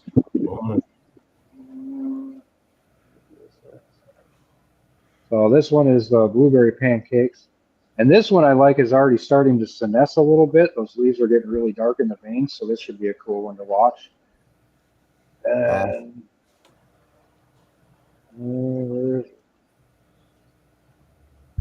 I don't know what is going on with me. I think I'm back. Maybe my camera's backwards or something. Wow. Way too. So this one, yeah. Where is? For some reason, my camera's backwards. Yeah, your camera Oh, must be mirrored. yeah. That's what's okay. Sorry, everybody. Oh, you're good. So let's catch up here. So this one, this is Granddaddy Purple by PPP. I'm sure we've all heard that name before. Yep. So that one's doing really good. That one's just over 4 feet. I figure out which way I gotta go here. Okay. And then, yeah, the next one is another blueberry pancakes. That one's right there. And then we already saw these ones. And those are both I wonder jelly if- donuts? Yeah, I feel like if I leave the orientation like this, I can get that in there. So both of these two are blueberry pancakes. So it'd be this one and this one. Yep. And then Granddaddy Purple. Yeah, this one I had a bunch of people telling me it's like, oh, it's not going to stretch too much, and then the thing took off like a rocket about 3 days ago. She's been putting on about 2 inches a day. Jesus, nice. That blueberry So, pancakes is amazing. Before I closed my grocery store in Forest Lake, there's a guy that was kind of really helping out some people around it. It's just amazing strain, delicious. yeah, man, I've had a lot of fun with it. So hopefully that'll be another good one. And then I'll be jumping into the Legacy Cup with one of these ones too. Nice. Well, good luck. Hopefully Thank you, thank that you. jelly donuts. Yeah, enjoy Fire. that. Good. Yeah, I got this ice illusion that the terp on it is I don't even it's an auto flower. It's from Chief and Genetics. But the terp profile on it is so similar. I had this blue dream in one of my previous harvests that was so funky, dude. It made my eyes water when I was trimming it. And Oh, nice.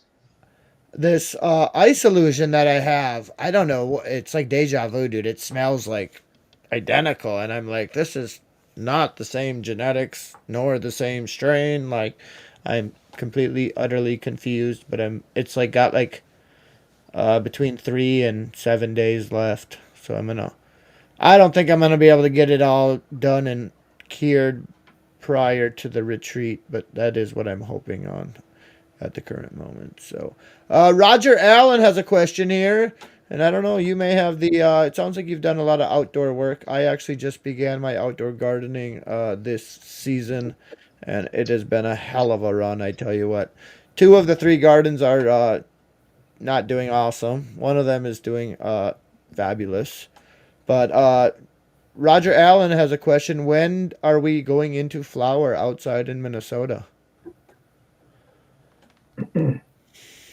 And just like that, that happened again. Well, I mean, just to answer your question, I mean, Here, hold I on. got five Go ahead. strains outside. Oh, there he is. No, Yeah, I'm go seeing a ahead. little bit of flower Jared. reaction here now. You are back, sir. I don't want to be on the big screen. I was trying to have you on the big screen. There we I'm go. learning that just because you can grow good pot doesn't mean you can do good videos. Right. I am not Um, doing well, man. Sorry, everybody. oh, you're Jeez.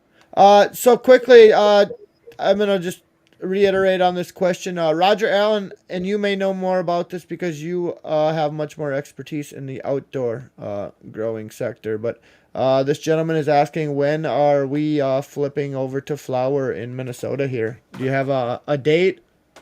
Uh, a rough date, I guess, at least, when you typically see things begin to flip? Hmm. Honestly, usually it's like, I think we still have a little bit of time, right? yeah, mid-August or so. Okay. You know, So it's potentially the, a couple weeks here, 2 to 3 weeks, and we should see things begin to pre-flower and see the beginning stages of flowering. yeah, because I mean, we're already losing a couple minutes of daylight every day right now. So I usually, if I'm doing outdoors, and like I said, I'm really not concerned about it outdoors. It's just kind of nature's going to give me the time that she's going to give me. So Yep. I'll keep an eye on that. But yeah, usually right around that mid-August, September, I'm going to start really honing in on things. Because Right. September gives me September, October, November, uh, and I don't want to be running too far into November. But if I have the option, I want those cooler temps as long as I'm not freezing. Absolutely. You do run into some of the other variables, moisture. Obviously, morning dew in November can be a nightmare. I'm seeing a few I- pistols pop on some of my outdoors right now. I mean, I'm like definitely seeing sexting. I've been seeing it for like a few weeks now. I've been watching it and stuff, and yeah. And but actually, it's Matthew it's Fierro. pretty sexing. But yeah, it's definitely interesting, to see different strains do different things. So Yep, and Matthew Fierro, he's down in southwestern Minnesota. Actually, says the same. He started spitting pistols the past few days here. That's So awesome. Yeah. And like I said, most of the grows that we did, we started them in a greenhouse and would eventually move them outside. So for me, it was always just like kind of letting Mother Nature do her thing. Some years it'd be 2 weeks ahead, and some years it'd be 2 weeks behind. So I always just like to try to keep an eye on those pistols. absolutely. I would assume it's a safe bet to say you are running CO2, sir. Nope, nope. I Oh, run a lot of fresh air. okay. Yeah, so I run my whole system is only 6 inch, but I'm drawing in from a window uh, plus the home air conditioning system. So my temps are always at 76. My water's at about 69 usually. And then, like I said, in my breeding tent, those temps are up around that 80 degrees. Absolutely. So there's Yeah, the answer to CO2, that. I don't, like I said, I always tell people, don't get into CO2 until you can get your environment set. Because if you're, the exhale bags and or inhale or whatever those things are, they're really going to dissipate so fast. And the spike on those, if you look at actual like charts for it, your spike is going to come up, it's going to drop, and then it's just going to keep doing that. Whereas if you're running an actual like injected CO2 system, now you can shut and monitor your intake, your exhaust, you're shutting things down, moving things around so that that CO2 is as it's falling on your plants, you can also start to recirculate it back up again before it's pulled out. Or if you have a closed environment, you just keep it pumped in there, sealed up all the time. But the second we open a door, we unzip a tent, we even like have a leak in a tent, that CO2 is gone. Right. You might as well just go in there and breathe a lot. Absolutely. All right, quickly we got to I do appreciate your time tonight. I appreciate everybody's time tonight. We have the honor of spending more time with you tonight than we typically do, which is completely fine, but I'm going to kick myself in the rear and keep this thing moving. So, would you recommend hydro to new growers, or would you recommend they stick with the traditional methods until they kind of hone in their skills a little bit? I would say get into hydro right away, even before soil. Reason is liquid nutrients, you're going to learn how to mix things right away. You're going to see what's soluble, what works together, what doesn't. Um, and then, and like I said, it's just get yourself, even if you got an ice cream bucket, because I've seen some people do some pretty crazy stuff in a windowsill in a solo cup. So, just get something that's light tight, doesn't let the light in. Get a hose with an air stone. Get yourself a cheap, $40 nutrient line and try to grow yourself a little plant. Grab a couple, 1 inch net cups with a little rock wool cube, throw that thing in there and go. And if you feel like it, soil, like I always tell people, start a little soil grow right next to it too. I'm really not impartial to either one. I just don't have the space in my nice grow area, and outside is nicer, of course, but inside the house, I just don't have what's needed for that. So in terms of inside growers, you just turn on your faucet, you fill up a bucket, you put your $10 little pH probe in there, because even if you follow the nutrient line, what their specific feeding is for each stage of growth, stay 25%, 50% below that, you're still going to have phenomenal results for a first time. And then once you get into, what's going on, soil, start getting into soil and the amendments and, building your soil and getting it to something that, is actually viable and is going to produce something, as opposed to just trying to jump in right away and, do I need Gaia Green? Do I get recharge? Do I need recharge yet? Do I top dress? Do I do amendments that are mixed in? There are So a yeah, million different ways to grow, folks. there is, and for me, it's easier for me to go 5 milliliters of this, 5 of this, 5 of this. I dump it in, I mix it up, and I call it a day. So for some people, it's easier to mix it up and pack it in a cup. You heard it from the man yourself. Check that out, dude. Bob Barker is in the house. Man, I thanks know for joining us exactly. tonight, man. Never That is thought we'd have a actually legend like you joining us. I tell you not what. Bob Barker 1818. That is my bestest friend in the whole wide world. I've known this dude like going on 20 some years almost. His name's Hell Addison. yeah, dude. Thanks for Oh joining yeah, buddy. I love you, man. us. Moving forward here. Let me see. Where are we? Do you think we already touched on this one, but we're just going to reiterate. Do you think hydro can match soil grown flavor and aroma? Yeah, absolutely. like I said, I think for me, it really just comes down to, you know, and here we're going to get on a touchy subject, but PGRs or plant growth regulators, that's where I stay the hell away from. I don't accept that shit in my garden or anybody else's. Yep. And I have a smile on my face, but I'm being completely serious because I don't want to be a dick.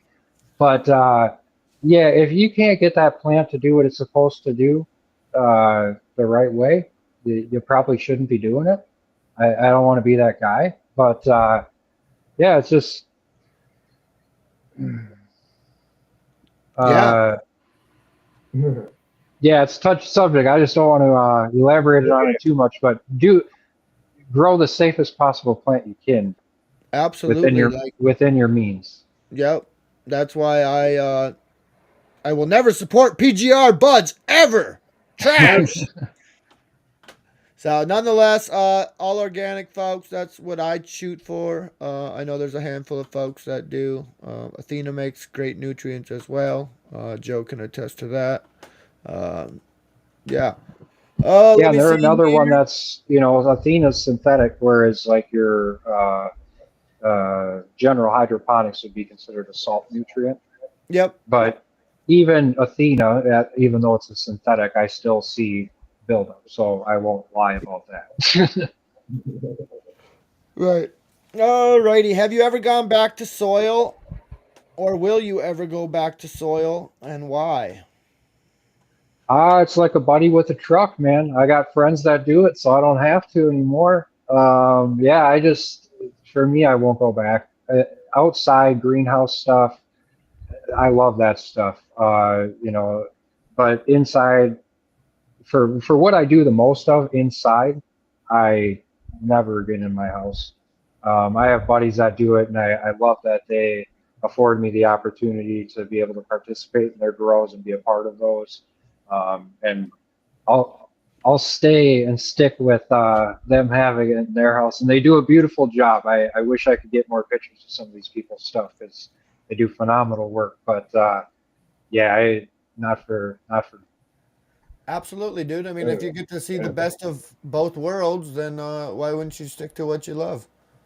And sometimes I wish I could do soil. I won't lie, because soil sometimes is easier to, you know, like we talked about earlier. Sometimes it's easier to move those around than it is to move these around, and sometimes it's easier just to water in and not have to actually like feed every few days and that kind of thing. So. All right. Moving on to the last topic. Thanks for bearing with us tonight, folks. We are going on an hour and 52 minutes. So usually we were offline about 30 minutes ago. So again, thanks for everybody's patience. Um, yeah. Yeah, Go I'll ahead, wrap Jared. it up. No worries, man. Thank you so much. I just want to shout out Daniel Bergerson, man. Thank you so much for all you're doing. Speaking of Buddy with a truck, he's doing a lot of cool stuff. Helping elevate Minnesota and a lot of good people. He has a box truck that Yeah. just so I'm actually soon I get him off. I'm gonna switch out a battery on that so he can keep on moving. So but just to wrap up, misconceptions, just some things to kind of wrap up what hydro, will really kind of bring home for people. Hydro buds are tasteless. You need thousands of dollars to get started. Hydro is cheating. You can't organically grow in water. So first one is we'll hit on the price point because that's where most people are at with the economy these days. So hydroponics to get started, you're looking at a minimum or a maximum, I'd say, of even if you went crazy, $100. It's everything else you're going to need for soil, anyways, light, ventilation, that kind of thing. And if it's cool with you, we'll touch on one subject at a time. That way, I don't get trailed off. Absolutely. I just ran through them for us. Yes, sir. So, yeah, appreciate it, man. What was the next one? Hydro buds are tasteless. I mean, that's something I've never really experienced because I've never had. I've always kind of, if it doesn't taste like hay, it tastes pretty good normally. So Yeah. Yeah, and I think that's the thing that a lot of people need to understand too. If you go to dispensaries and you like picking up from a dispensary, the majority of what you get is going to be grown in a Rockwell cube with a drip system. And in terms of terpene profile, man, I wish you guys could come over and smell this. I can't, like I said, one of these three I've been running for the last year just to try to find the specific cultivar that I want out of these specific strains. But like this one is just, and I'm not saying you can't get it in soil because I've smoked a lot of really good ones too. Mm-hmm. But there's nothing in this that would tell me if it was covered on the bottom, I'd just be like, no, that's just a really good smell. That's a good plant. It's got good terps. So yeah, I think it's just a big misconception. I think what happened was, in my opinion, a lot of people got hooked on the salts, you know. Yeah. There was a lot of, you know, the weed killer bullshit going around back in the day, and, you know, PGRs and all these different things, and now everybody's concerned about it. And I think that's where I'm going to prop these guys up again. But Athena's kind of taken the lead in that because they're steering the hydroponic market or nutrient market away from, you know, the PGRs, the salts, the things that, you know, the most of the people were worried about. And they're trying to find better ways to derive these minerals and stuff and make them soluble so that we don't have to worry about those anymore in the future. Yeah, absolutely. I mean, I think that goes to say with anything, everyone's really aware of what's happening. So, moreover than not, you know, people are definitely gonna, you know, like food and just drinks and everything. So, when it comes to cannabis, the new market, people are definitely gonna be paying attention to what's happening there. Yeah, man. And I'll also touch just really quickly on terpene profiles too. I've noticed it doesn't matter what you're growing in, but that harvest time is really important. It's not just about fresh, you know, am I going to fresh freeze this, or am I going to turn it into, you know, a bunch of really good flour and I'm going to dry and cure it, or am I going to dry sift all of it? Right. You know, a lot of people need to take that into consideration because the longer you let that plant run, the more you start to degrade those terpenes. Even though that is still on the plant and still alive, parts of that plant are going to start to die. Whether we like it or not, once that fade starts, that plant is starting to finish itself. So even though we give it 2 more weeks to swell, you know, or to mature, it's really already matured. Now we're really just waiting for it to finish necessarily. Right. Well, interesting. Yeah, definitely that dry time. I know that probably is the most precious moment anyway. So, yeah, you need $1,000. So you kind of hit on that $1,000 to get started. You know, I mean, let's hope not. You know, I mean, it's already expensive enough hobby and, you know, opportunity for anybody, especially with the light bill. So, you know, any ways to save money is important. Yeah. So yeah, like I said, I honestly the majority of the people that I get set up with it, it's a single air pump with a single stone, a piece of air line, and, you know, a 5-gallon bucket from Home Depot. I wouldn't necessarily, if you could find the white buckets at Home Depot, those are food grade, so you'd be in better shape. But you'll want to paint it black or something if you can. Yeah. But yeah, other than that, man, $25, man. You know, and some nutrients. Like I said, the nutrients, you can find a 3-pack on Amazon for probably, I don't know, $40-50 or something. Right. So, and that's going to last you for 10 grows, depending on how much you use it. Yeah. Interesting. Wow. Yeah, well, I mean, at least it sounds a little bit cheaper. You don't have to buy a bunch of soil and, like you said, recharge and all these other opportunities. You can't eat media, but then, like you said, you also have to pay attention to it too, and, you know, be a little more in tune with your grow and everything. So, but would you consider hydro as cheating? No, not at all. No. No. So my whole basis with this is, if I don't want to, just know I love everybody before I make these statements. Well, man, opinions and everything, you know, it's okay to, you know, yeah. About so. But a soil is already going to come with beneficial things when you get it, and then you're going to add in what's already mixed to feed your plants. Unless, of course, you're like getting into teas, in which case you're technically half hydroponics. So for me, it's just, I prefer to have the ability to dial in my nutrients and really give my plants what I feel they need, as opposed to a slow release over time that I can't really fluctuate or adjust very much until I transplant into a new pot. So there's just too much time in there and too many variables for me to really feel like I have complete control, because whether I like it or not, just like my children, I've taken on a responsibility. So I want to make sure that this is seen to fruition as best as I possibly can. And the only way to do that is there's a problem today, I fix it today. And a lot of times with soil in the past, I just couldn't do that. I was, I was fighting to get 5 gallons of water through it in the bathtub as fast as I could in the hopes that, I could strip or leach out as much as I could before anything bad happened. Whereas now I throw a pump in a bucket or I dump out a bucket, I Yep. fill it back up and wash it out. Yeah, and yeah, man, absolutely. Definitely something, just really push like anything like to really, get the best product, like so don't feel any type of way about what you're passionate about because like Rod said, there's a million different ways to grow and like if you're happy with your product, that's all that matters any of the day. So but you can't grow organically and oh what did I get messed up there? I kept moving forward there. Sorry. Power questions. Let's see here. Oh, shoot, I'm all over the place. Yep. All right. Yep. What's the most harmful myth you've seen repeated online? uh,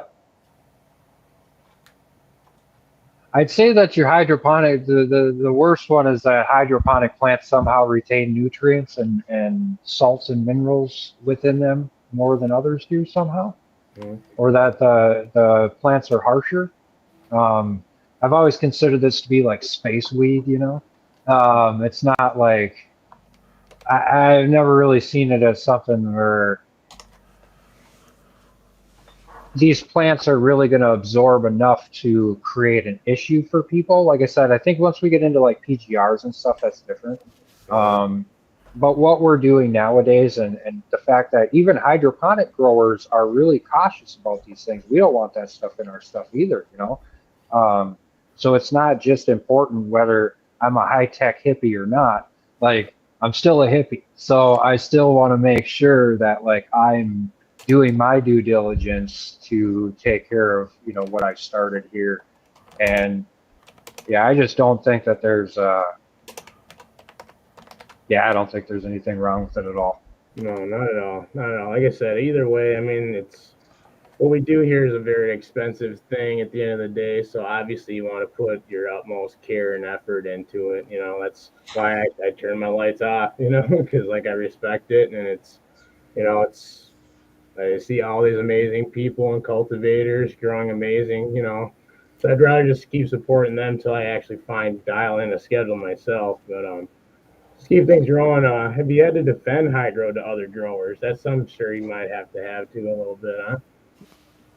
I actually don't though. I think that's one thing, I never consider myself woke or anything, but I've realized that there's never a need to argue with people or defend myself. Like you kind of said earlier, what works for me may not work for somebody else, or it may work better for somebody else what works for me.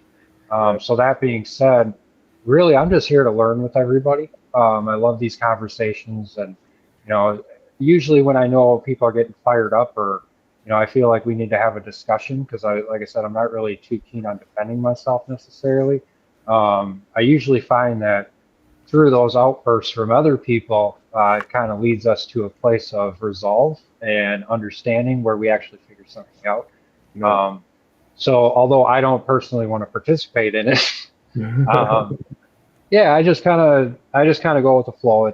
We're all here to do our own thing. I'll defend my character and who I am as a person, but in terms of my grows, they'll always speak for themselves. Well, I was gonna say, I Yeah. mean, I think you don't have to really talk too much. The results are right behind you there, buddy. So, Definitely. Thank you. Thank you. yeah. So I quickly want to, I don't mean to cut you guys off here, but I just had this itch within my chest. And I think I want to give away a couple sets of day passes to the Elevated Escape, August 15th to the 17th.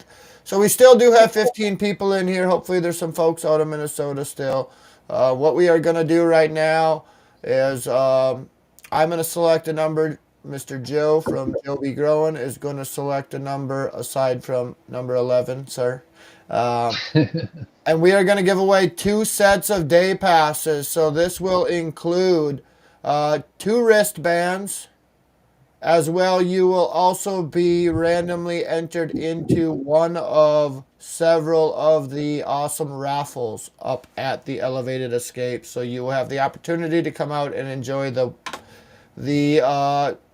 entire retreat on Saturday at no cost to you, basically, and then you will have the opportunity to win something epic as well.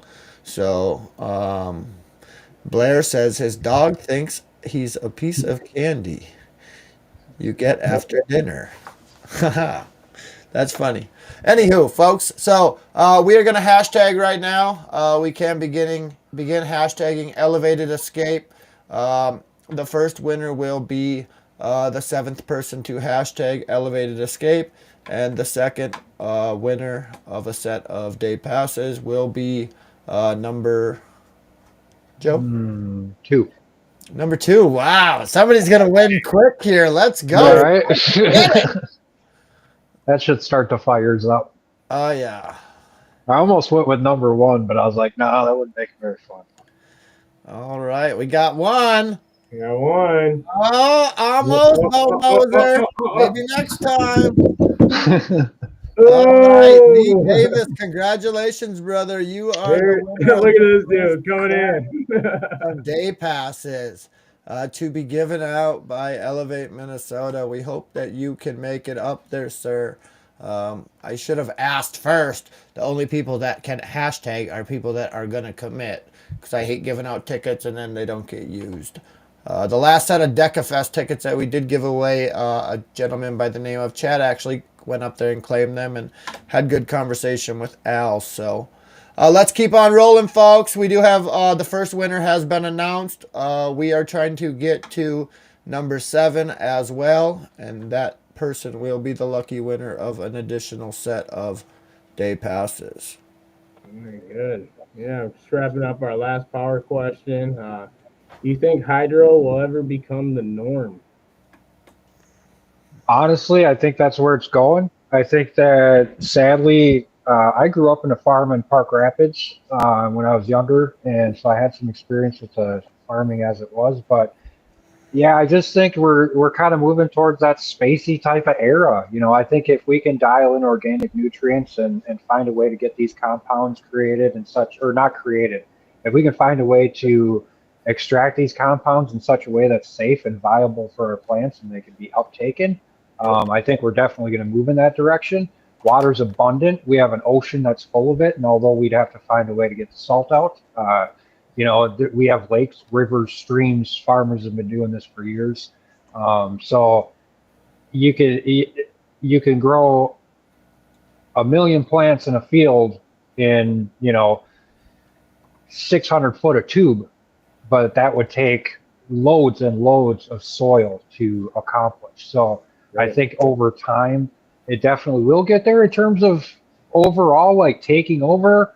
I don't know, man. I think there's always going to be a place for soil. There's always, you know, regardless of what happens, you know, we're always going to grow outside or have a greenhouse or somebody's. Minnesota would definitely support a solid hydro opportunity as, you know, education and time goes on and more, you know, things develop, you know, like people like yourself within the state to kind of really start showing people, you know, because obviously people want to be able to, you know, it comes down to money, especially during the winter time. That's what I've always, you know, one of my biggest reasons why I wanted to open up a grow store is because Minnesota is very healthy growers, man. Like you guys are rock stars, dude. Yeah. Hands down, because you have more time in the winter time. We get bored and stuff, and it's just I've always thought, you know, growing, you know, weed and stuff inside is just a solid way to keep going, you know. So yeah, God bless you, man, for dialing it in, bro. Yeah. Absolutely. All righty. So that is about a wrap on our discussion for this evening. In conclusion, hydroponics isn't about shortcuts. It's about control, intention, and pushing the boundaries of what's possible. Whether you're experimenting with your first tote or fine-tuning a pro setup, remember, the system is only as good as the grower running it. Community Corner quick here. Again, August 15th to the 17th, the Elevated Escape Camping Retreat. Day passes are still available, folks. There are only There were only 100 of them. I want to say there's probably anywhere from 80 to 85 remaining. I would imagine over the next week these things are going to go off the shelf Fairly quickly. Fairly relatively quickly. So, again, get your day passes. Send me a DM. Send Jared a DM. Um, you can simply send a payment over to Frostbud Farms on any of the payment methods, and once I get that, I can send your day passes over to you. Again, shout out to all the growers pushing innovation through experimentation. Reminder again, the last Friday of each month, we do get together for a men's mental health awareness spotlight. Speak up, support each other, stay grounded at the Elevate and Escape Disc Golf Reset. Thank you. Thank you to Joe. Huge thanks for joining us tonight for Minnesota Grow Talks. Your insight, experience, and passion for the plant made this episode one to remember. We appreciate you taking the time to share your knowledge and help elevate the community. Much love and mad respect. Big thanks to the Minnesota Grow Talks family, every listener, sponsor, grower, and supporter. This community is built on passion and purpose, and we're proud to grow with you. From all of us over at Minnesota Grow Talks, be blessed, stay lifted, and as always, spread love. In regards to that giveaway, we did not make the mark. I don't know what happened. It is okay though. Well, hold on. Oh, while you're doing that, I just wanted to say thanks again to you guys too. I really appreciate you guys taking the time to have me on. And sadly, I've had some technical difficulties, so I haven't been able to see everybody typing down there. But I appreciate all you guys being out there too. And like I always say on my posts and everything, happy growing, y'all. So I appreciate you guys having me here. And I look forward to more future episodes from you. Absolutely. Again, folks, thanks for joining us tonight. Have a blessed week. Stay lifted.